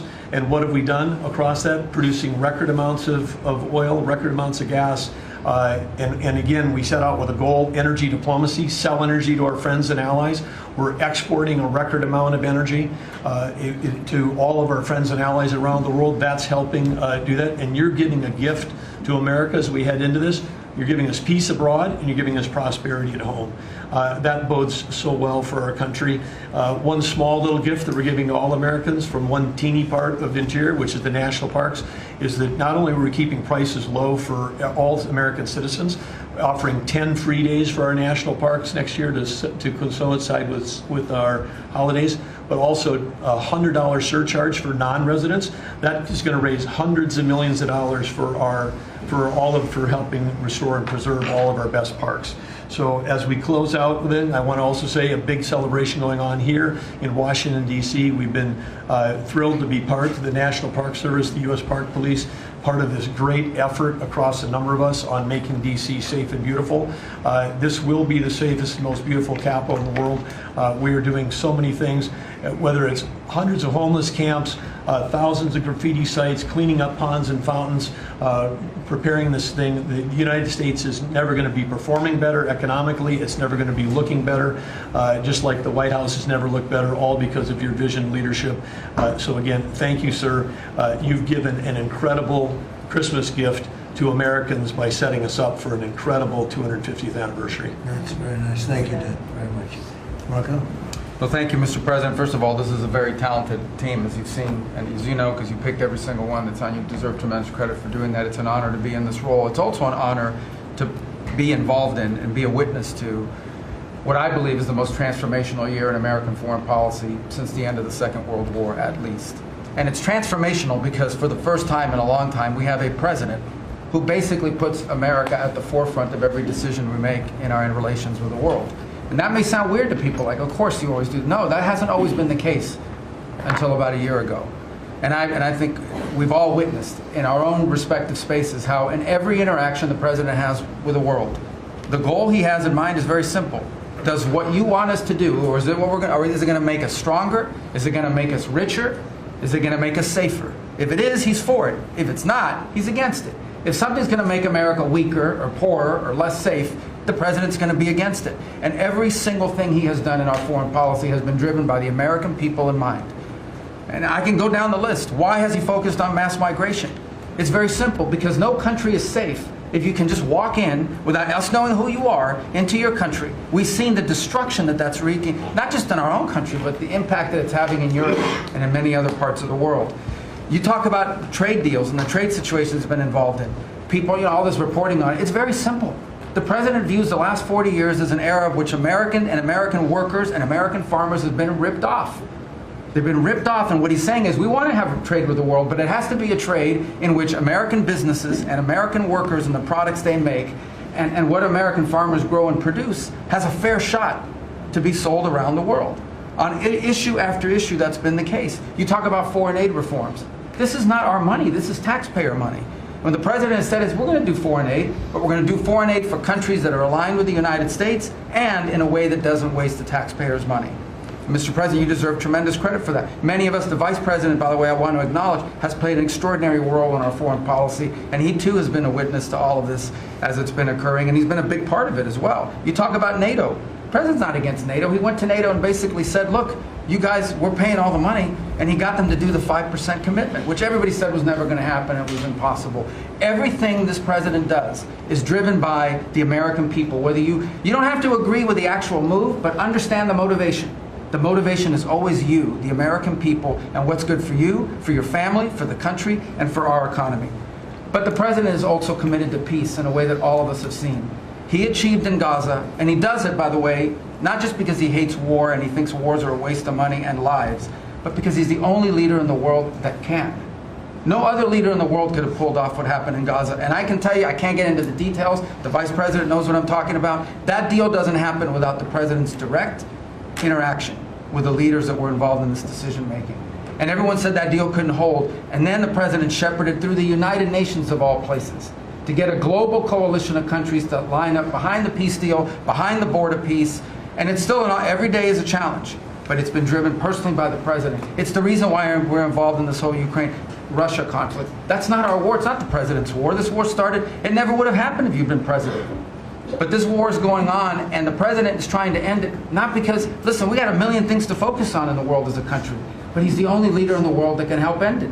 And that's why even as we speak to you now, Steve Witkoff is in Moscow trying to find a way to end this war, to save lives of 9,000 people, Mr. President, as you know, are dying every week. More people are dying a week in that war than have died in the entirety of the U.S.'s involvement in Afghanistan or Iraq. Just think about that, how bloody and destructive it is. The president's taken on this issue of Sudan personally, not send out deputies to do it. Again, far away from the United States, because he's the only leader in the world that can bring it about to an end, not to mention all the other peace deals, very dangerous ones like India and Pakistan, or Cambodia and Thailand. And so on all these things, Mr. President, I think you deserve tremendous credit for the transformational aspect of our foreign policy. For the first time in probably 4 decades, the American foreign policy is driven by what is good for America and Americans, whether it makes us safer and stronger and more prosperous. If it is, he's for it. If it doesn't, he's against it. And that sort of clarity is transformational. I close with this, and I know I'm last, so I wanted to be fast, but there was a lot to cover. I do want to say this is the most wonderful and magical time of the year. By that, of course, I'm referring to the college football playoffs. And I just want to say this as a point of personal privilege. And I'm a Florida Gator, but if the University of Miami gets screwed out of the college football playoffs after going 10-2 and beating Notre Dame, the whole thing should be scrapped, and you're going to have to take over it next year. That's great. Well, thank you all very much. Terrific. I hope it wasn't too long, but it was very concise, and we've done a lot. This group has done a lot. Amazing. Everybody at this table has done a fantastic. And Susie, thank you for doing a great job as our Chief of Staff. First female Chief of Staff in the history of our country, which is pretty amazing when you think of it, right? And she's the best. Thank you very much. Great job.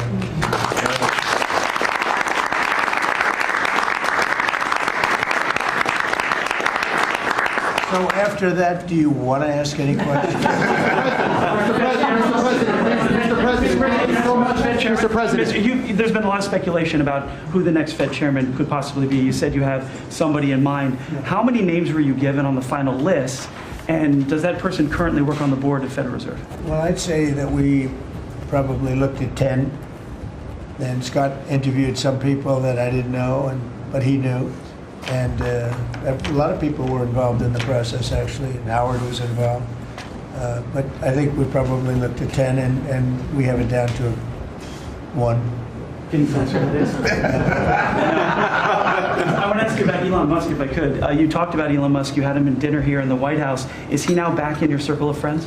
Well, I really don't know. I mean, I like Elon a lot. He was a very, he really helped. Yeah, I think we get along well. On affordability. Mr.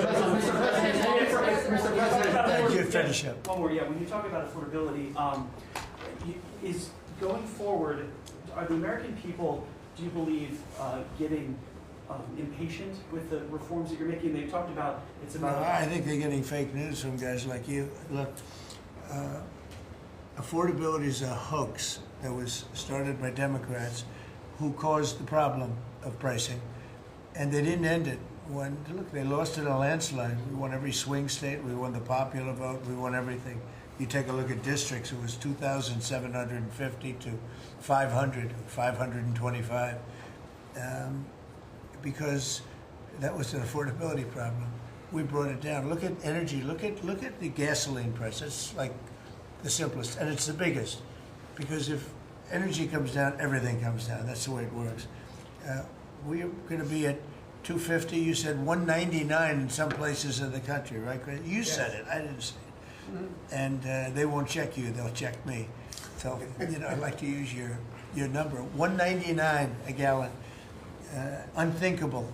If you go back a year and a half ago, it's unthinkable. So, no, we're bringing the prices down, way down. Beef is coming down now. We've done certain magic, and beef is coming down. But we inherited horrible prices. We inherited really the worst inflation in history. We inherited that. When I came in, that's what he had. And we fixed inflation.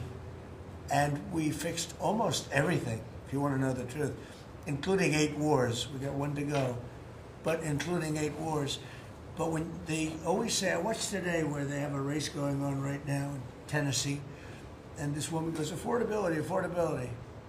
They're the ones that caused the problem. The prices were way high. We're bringing the prices down. But they're like scam artists. They're I call them con men and women.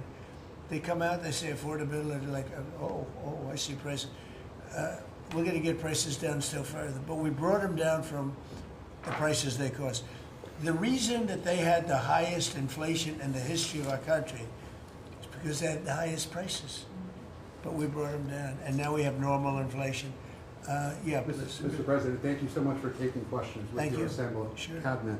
I wanted to clarify something that you had said on Sunday regarding the boat strikes near Venezuela. You had said that you didn't know if the second strike on that one boat had happened, but you wouldn't have wanted it. Now that your administration has acknowledged that it happened, do you support that second strike? And Mr. Secretary, I wanted to clarify something you had said in an interview back in September, I believe on Fox News. You said that you had watched that strike live on television.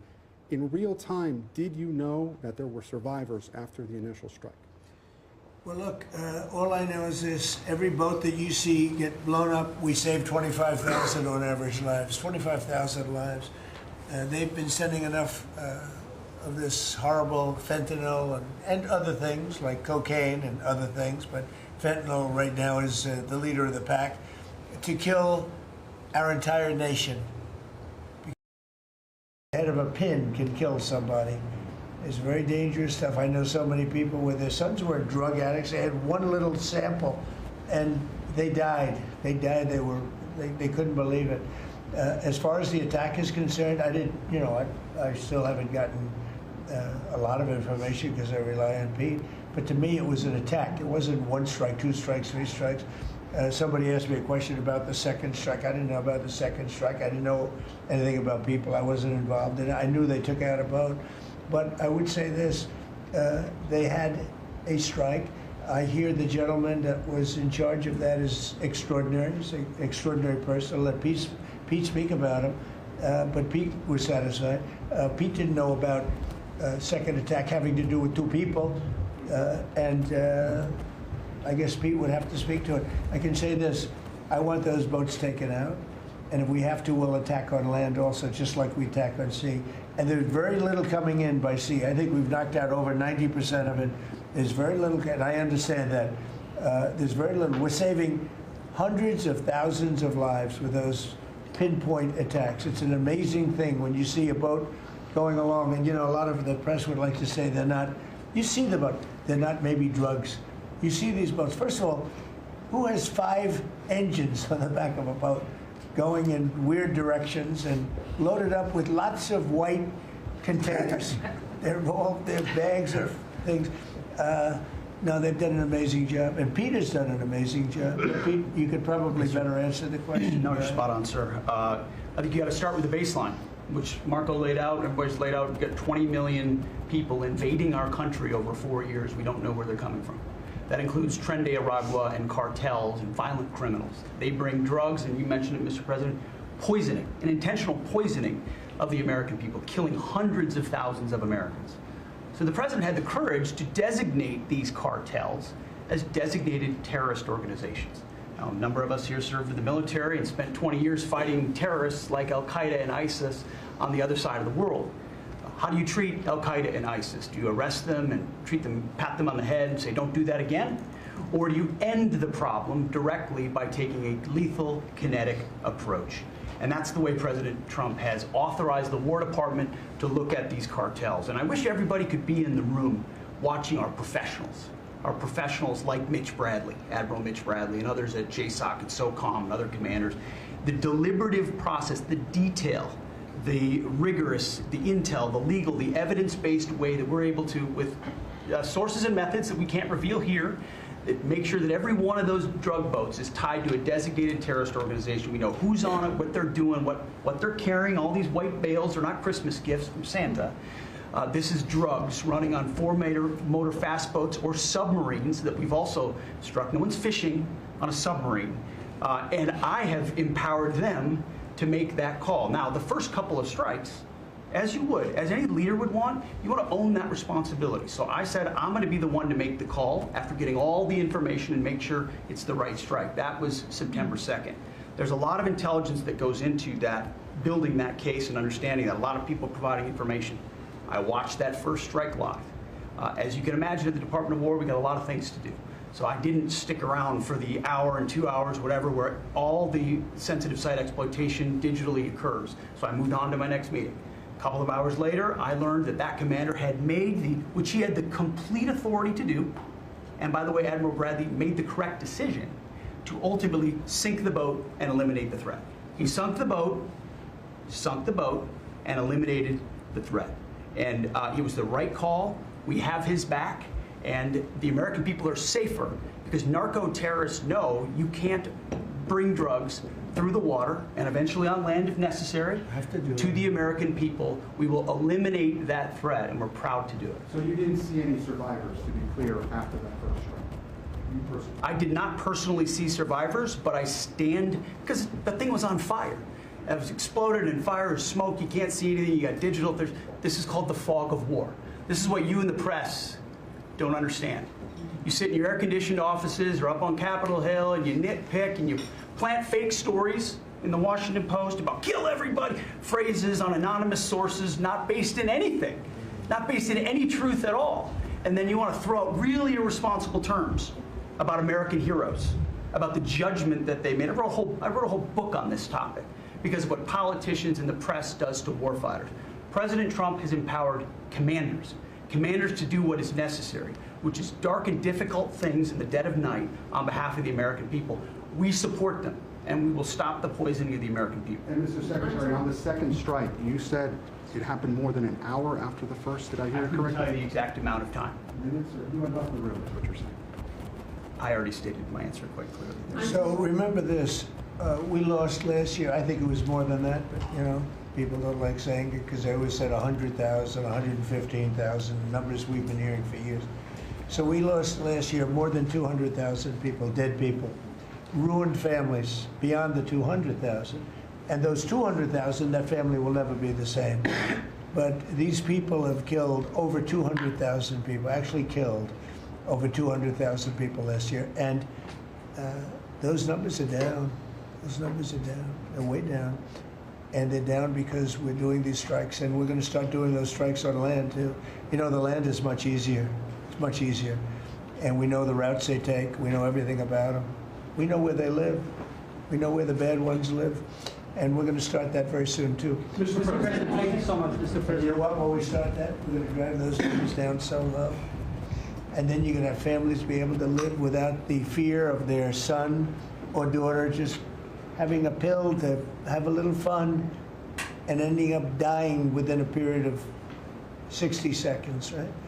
No, we're not going to let that happen. We're not going to let it continue to happen. What Biden did to this country by allowing all these people, and I call them animals in many cases, I think they're animals, to come into our country and destroy our country and let all those drugs pour in. Let people just walk across the border like it was nothing. You look at them, a lot of them, you know, you say, oh, let's not discriminate. I'm not talking about color. I'm just talking about you look into the eyes of some of these people. We're smart.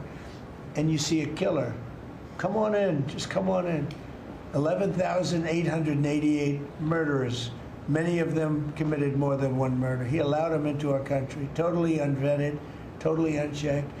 But he also allowed drugs to come in at record numbers. And hundreds of thousands of people a year died.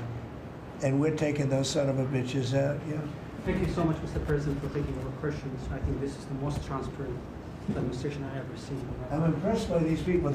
I'll tell you, how strong are you? You've been holding it for 2 hours. You know, there are very few physically. There are very few people who could do that. I'm very proud of you. What the hell you? I have no idea who you are, but you're strong. Thank you, Mr. President. Mr. President, last week, militia groups in Iraq attacked the Kurdistan region's gas field, the largest gas field, which even the U.S. companies invested in the energy sector in the Kurdistan region. And the Kurdistan Prime Minister requested the United States to provide them some sorts of means and defense system to defending their civilian infrastructure and U.S. investment in the Kurdistan region. Are you willing to providing them this support?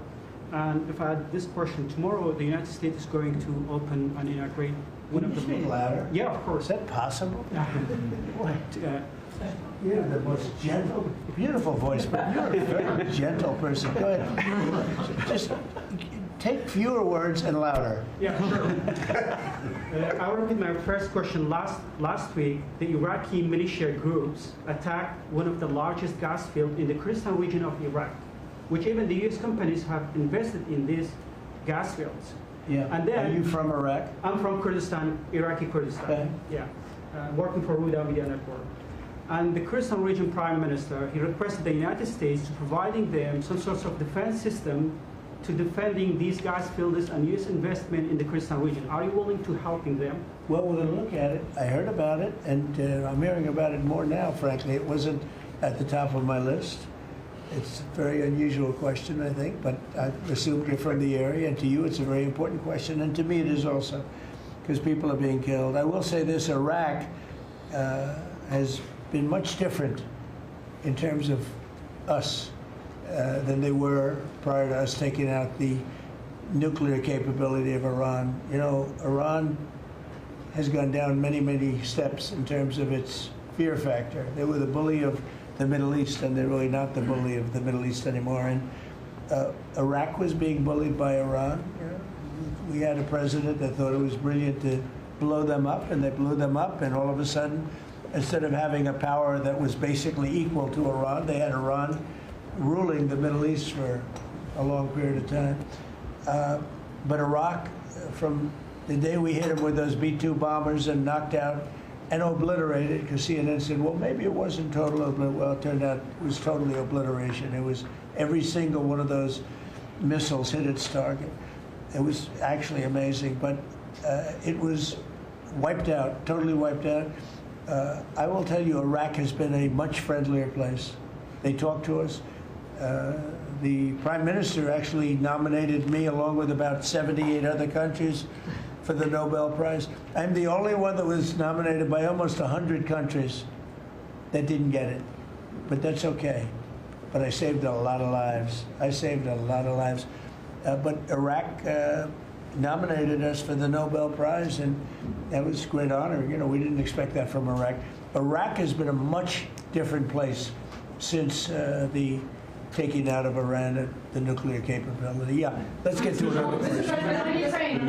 Here we go. This guy's a beauty. Go ahead. Secretary Rubio mentioned your meetings ongoing in Russia today. Do you have any update from Mr. Witkoff and Mr. Kushner? No, because I've been spending too much time with you. I mean, we're spending a lot of time in here. We wanted to do this you talk about being open and transparent. This has to be the most transparent administration in history. We spent a lot of time answering your questions and giving you a lot of good, good results. I mean, I think everybody here gave you good results. But no, I don't. I will have after I leave here. But do you hope for a breakthrough, or is it not? I don't know. Look, I don't know. All I can tell you is that we're trying very hard to save 25 to 30,000 people, mostly men, mostly soldiers, every month. 25,000 to 30,000 soldiers. It's impossible. That's half a stadium. Take a big football stadium. Take half of those people in a stadium, and they're wiped out. They're killed every month. It's crazy.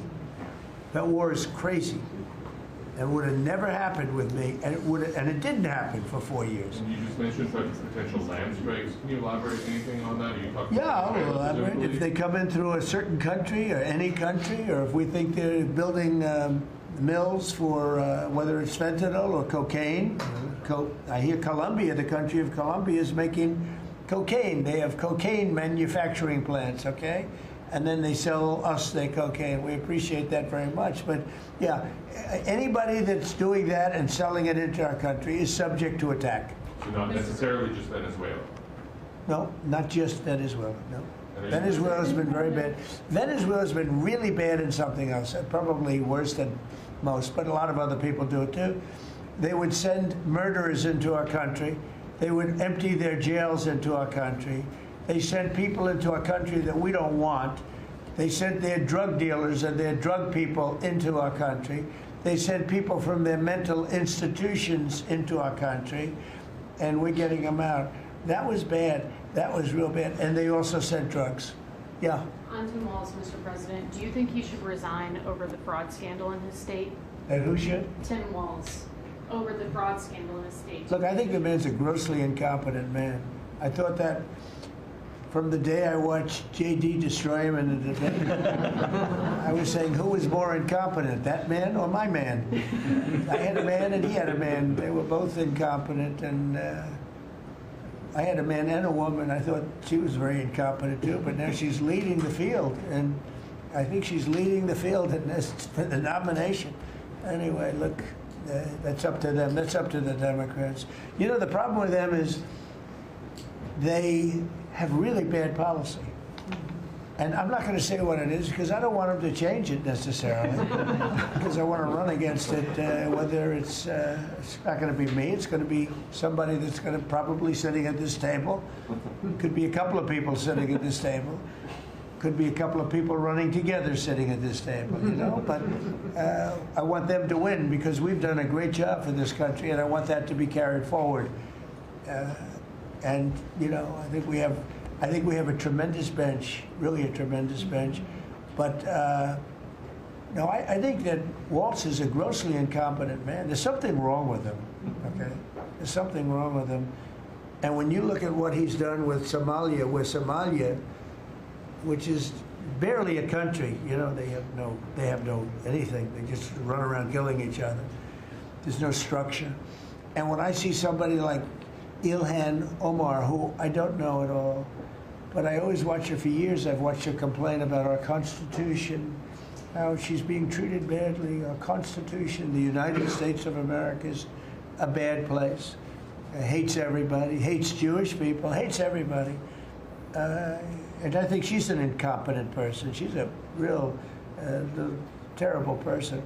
But when I watch what is happening in Minnesota, the land of 1,000 lakes, or however many lakes they have, they got a lot of lakes, but this beautiful place, and I see these people ripping it off, and now I'm understanding, and you're going to look at that, Scott, I hear they ripped off Somalians, ripped off that state for billions of dollars, billions, every year, billions of dollars, and they contribute nothing. The welfare is like 88%. They contribute nothing. I don't want them in our country, I'll be honest with you, okay? Somebody would say, oh, that's not politically correct. I don't care. I don't want them in our country. Their country is no good for a reason. Their country stinks, and we don't want them in our country. I could say that about other countries, too. I can say it about other countries, too. We don't want them to hell. We have to rebuild our country. You know, our country's at a tipping point. We could go bad. We're at a tipping point. I don't know if people mind me saying that, but I'm saying it. We could go one way or the other, and we're going to go the wrong way if we keep taking in garbage into our country. Ilhan Omar is garbage. She's garbage. Her friends are garbage. These aren't people that work. These aren't people that say, let's go, come on, let's make this place great. These are people that do nothing but complain. They complain. And from where they came from, they got nothing. You know, they came from paradise, and they said, this isn't paradise. But when they come from hell, and they complain, and do nothing but bitch, we don't want them in our country. Let them go back to where they came from and fix it. Okay. Thank you very much, everybody.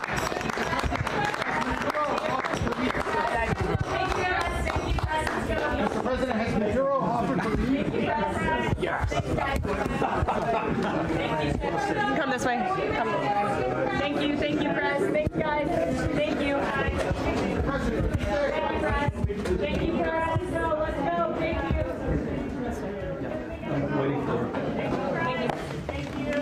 Hey, guys, keep going around to the right. Okay. Thank you, guys.